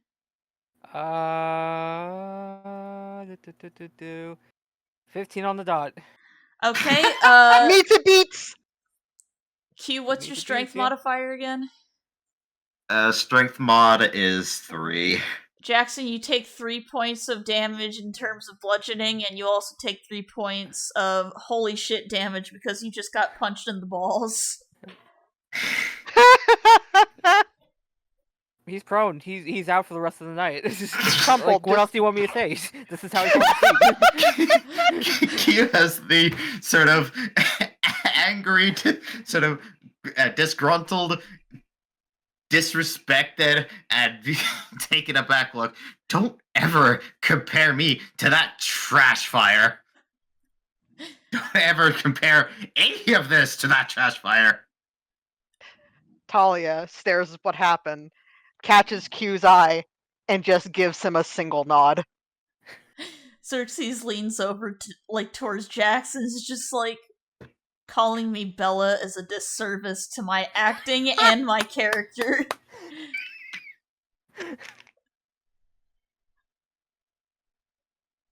Good night, everybody! Good night, everybody. Like and subscribe and all that bullshit. Gonna say, Talia is well and truly familiar with the time-honored nut punch. She just looks at him, just like, I get that. No. He raises it before we end off. He raises a finger and just goes, "You know what? I kind of forgot that people called it a piece of shit 100 years ago. That's on me." And then passes out.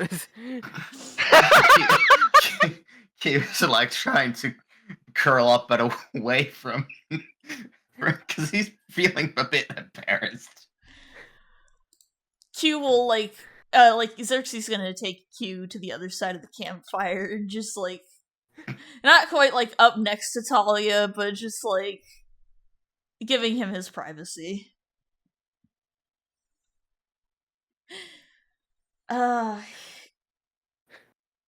I think that is where we will at least call the episode for today. God. we gotta have some not funny in there. So. Yes. I have not forgotten what you have hinted at, Miguel. I hope you understand this. Well, I forgot. But anyway. Thank you all so much for watching. If you enjoyed, make sure to subscribe and share the video. Tune in on Twitch. I hope you enjoyed this extra long episode of 2 Matter Time. We'll see you next time. Goodbye, everybody. Goodbye. Bye. I'll be getting my backup character here soon because I don't think anyone wants Jackson in the party right now. Bye. Bye. Drink water, it'll help you see faster. Okay, bye.